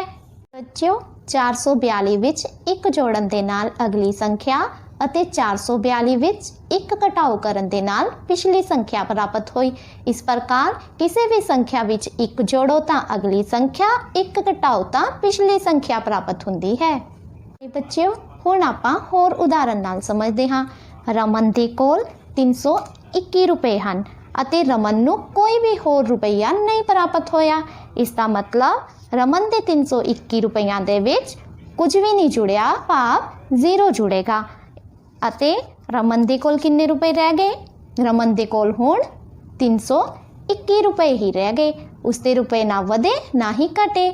ਇਸੇ ਤਰ੍ਹਾਂ ਉਸਦੀ ਭੈਣ ਗਗਨ ਦੇ ਕੋਲ 339 ਰੁਪਏ ਹਨ ਤੇ ਇਸ ਵਾਰ ਗਗਨ ਨੇ 1 ਵੀ ਰੁਪਈਆ ਨਹੀਂ ਖਰਚਿਆ, ਉਸਨੇ ਕੁਝ ਵੀ ਨਹੀਂ ਖਰਚਿਆ। ਇਸ ਦਾ ਮਤਲਬ ਉਸਦੇ ਰੁਪਈਆਂ ਵਿੱਚੋਂ ਕੁਝ ਨਹੀਂ ਘਟਿਆ, ਭਾਵ 0 ਘਟਾਓ ਹੋਈ ਅਤੇ 339 ਵਿੱਚੋਂ 0 ਘਟਾਉਣ ਦੇ ਨਾਲ ਉਸਦੇ ਰੁਪਈਆਂ ਨੂੰ ਕੋਈ ਵੀ ਫਰਕ ਨਹੀਂ ਪਿਆ, ਉਸਦੇ ਰੁਪਈਏ 339 ਹੀ ਰਹਿ ਗਏ। ਇਸ ਦਾ ਮਤਲਬ ਇਹ ਹੈ ਬੱਚਿਓ ਕਿ ਕਿਸੇ ਵੀ ਸੰਖਿਆ ਵਿੱਚ 0 ਜੋੜਨ ਜਾਂ 0 ਘਟਾਉਣ ਦੇ ਨਾਲ ਉੱਤਰ ਉਹੀ ਸੰਖਿਆ ਰਹਿੰਦੀ ਹੈ।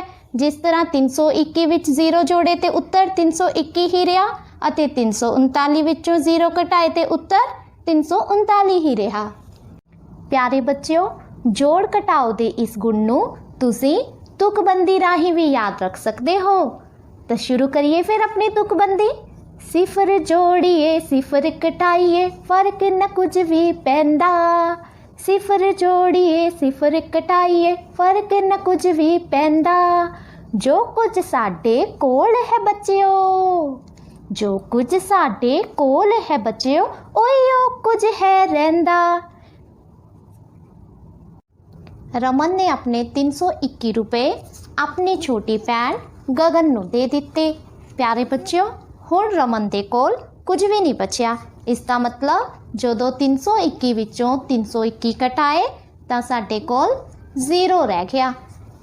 ਇਸੇ ਪ੍ਰਕਾਰ ਬੱਚਿਓ, ਕਿਸੇ ਸੰਖਿਆ ਵਿੱਚੋਂ ਉਹੀ ਸੰਖਿਆ ਘਟਾਉਣ ਤੇ 0 ਪ੍ਰਾਪਤ ਹੁੰਦੀ ਹੈ। ਜਿਸ ਤਰ੍ਹਾਂ ਇੱਥੇ 321 ਵਿੱਚੋਂ 321 ਘਟਾਉਣ ਤੇ 0 ਰਹਿ ਗਿਆ। ਪਿਆਰੇ ਬੱਚਿਓ, ਘਰ ਦੇ ਕੰਮ ਵਿੱਚ ਤੁਸੀਂ ਅਧਿਆਇ 2 ਦੀ ਦੁਹਰਾਈ ਦਾ ਦੂਸਰਾ ਸਵਾਲ ਖਾਲੀ ਥਾਵਾਂ ਭਰੋ ਦਾ A ਭਾਗ, B ਭਾਗ, E ਭਾਗ ਅਤੇ H ਭਾਗ ਆਪਣੀਆਂ ਕਾਪੀਆਂ ਉੱਪਰ ਹੱਲ ਕਰਨਾ ਹੈ। ਇਹਨਾਂ ਨੂੰ ਹੱਲ ਕਰਦੇ ਸਮੇਂ ਤੁਸੀਂ ਜਿਹੜੀਆਂ ਆਪਾਂ ਅੱਜ ਜੋੜ ਅਤੇ ਘਟਾਓ ਦੀਆਂ ਨਵੀਆਂ ਗੱਲਾਂ ਸਿੱਖੀਆਂ ਹਨ, ਭਾਵ ਜੋੜ ਅਤੇ ਘਟਾਓ ਦੇ ਜੋ ਗੁਣ ਆਪਾਂ ਸਿੱਖੇ ਹਨ, ਉਹਨਾਂ ਨੂੰ ਧਿਆਨ ਵਿੱਚ ਰੱਖ ਕੇ ਇਹ ਸਵਾਲ ਹੱਲ ਕਰਨੇ ਹਨ। ਪੰਨਾ ਨੰਬਰ 26 ਅਤੇ 27 ਅਨੁਸਾਰ। ਧੰਨਵਾਦ।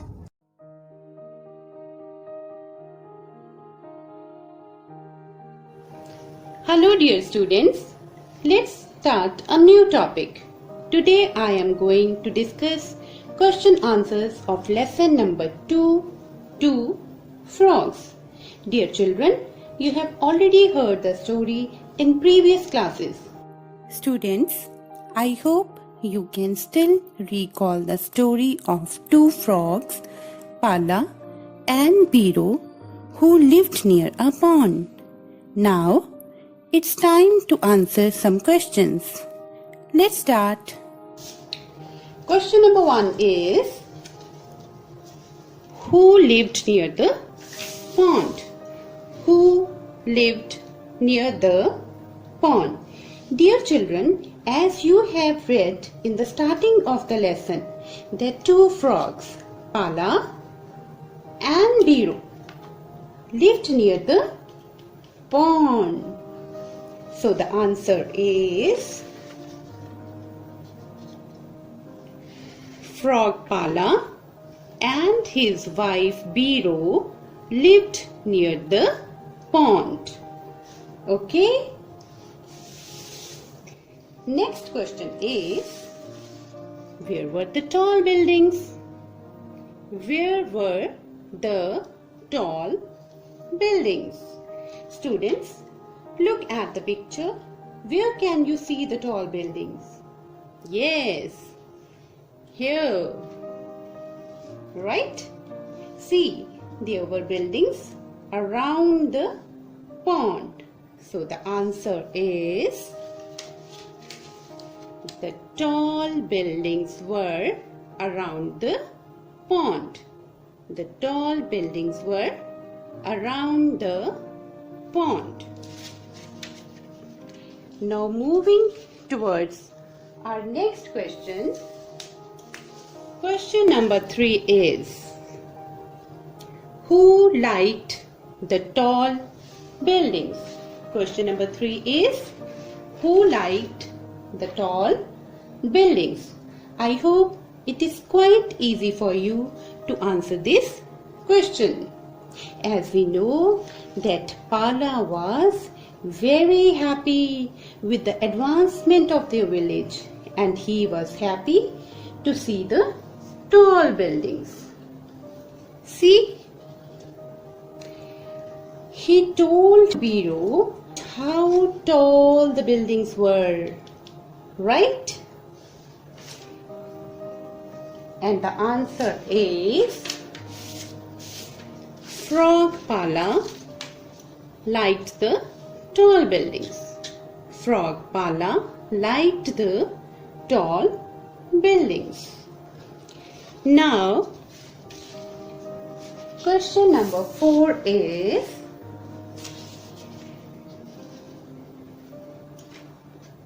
what was Biro fed up of? What was Biro fed up of? Fed up means unhappy or bored. Look at this picture. Biro was fed up, means unhappy with unpleasant odor near her home. Dear students, we can write bad smell. We can write bad smell instead of writing unpleasant odor. Both mean the same. So the answer is Biro was fed up of bad smell near her home. Okay? The answer is Biro was fed up of bad smell near her home. Now last question is, what did Biro decide in the end? What did Biro decide in the end? Can you answer? Let me help you. Look at this picture. Yes. Look at this picture. At the end of the story, Biro decided to aware the people about the use of toilet. Look, stay clean, stay healthy. So its answer is Biro decided to spread awareness among the people about healthy habits. Okay, let's read its answer. Biro decided to spread awareness among the people about healthy habits.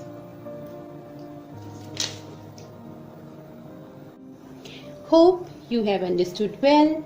Now what I expect from you is that you note down all these question answers in your notebooks. Thank you.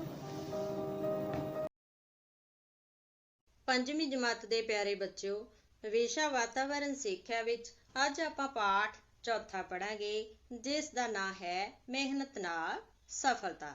ਆਓ ਅੱਜ ਆਪਾਂ ਕੁਝ ਮਿਹਨਤੀ ਖਿਡਾਰੀਆਂ ਅਤੇ ਖੇਡਾਂ ਬਾਰੇ ਜਾਣਨ ਲਈ ਪਾਠ ਦੇ ਕੁਝ ਪ੍ਰਸ਼ਨ ਕਰਦੇ ਹਾਂ। ਸਹੀ ਸ਼ਬਦ ਚੁਣ ਕੇ ਖਾਲੀ ਥਾਵਾਂ ਭਰੋ।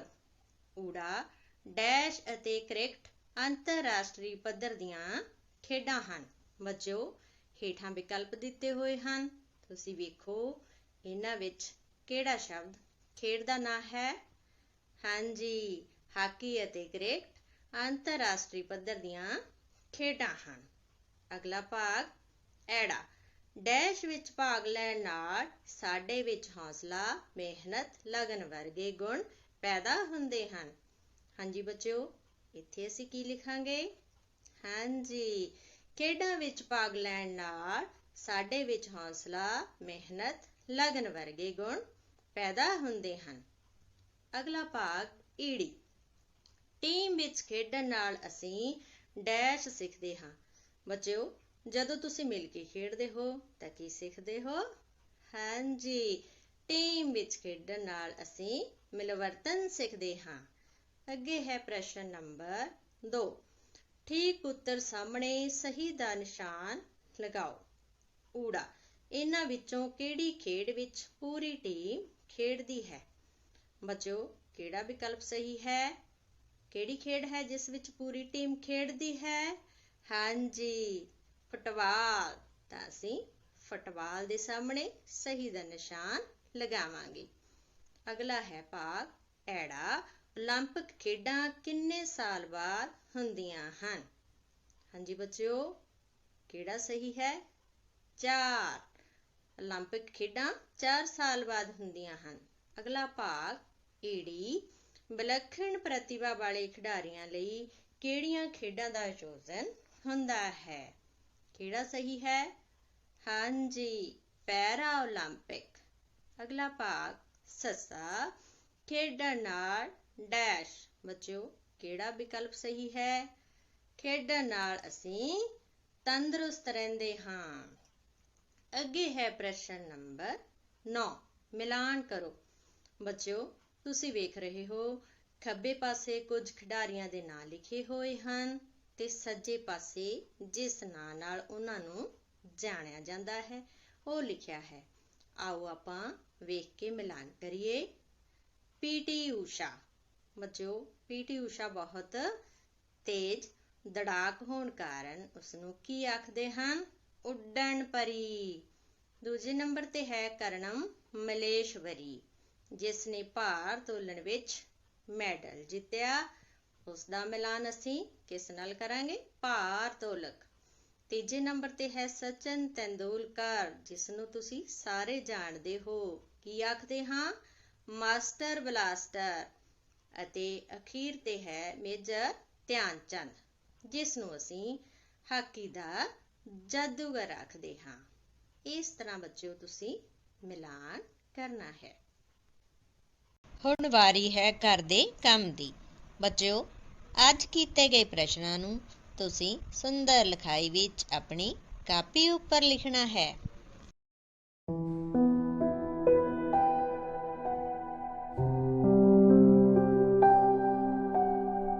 ਸਤਿ ਸ਼੍ਰੀ ਅਕਾਲ ਪਿਆਰੇ ਵਿਦਿਆਰਥੀਓ, ਮੈਂ ਹਾਂ ਗੁਰਪ੍ਰੀਤ ਕੌਰ।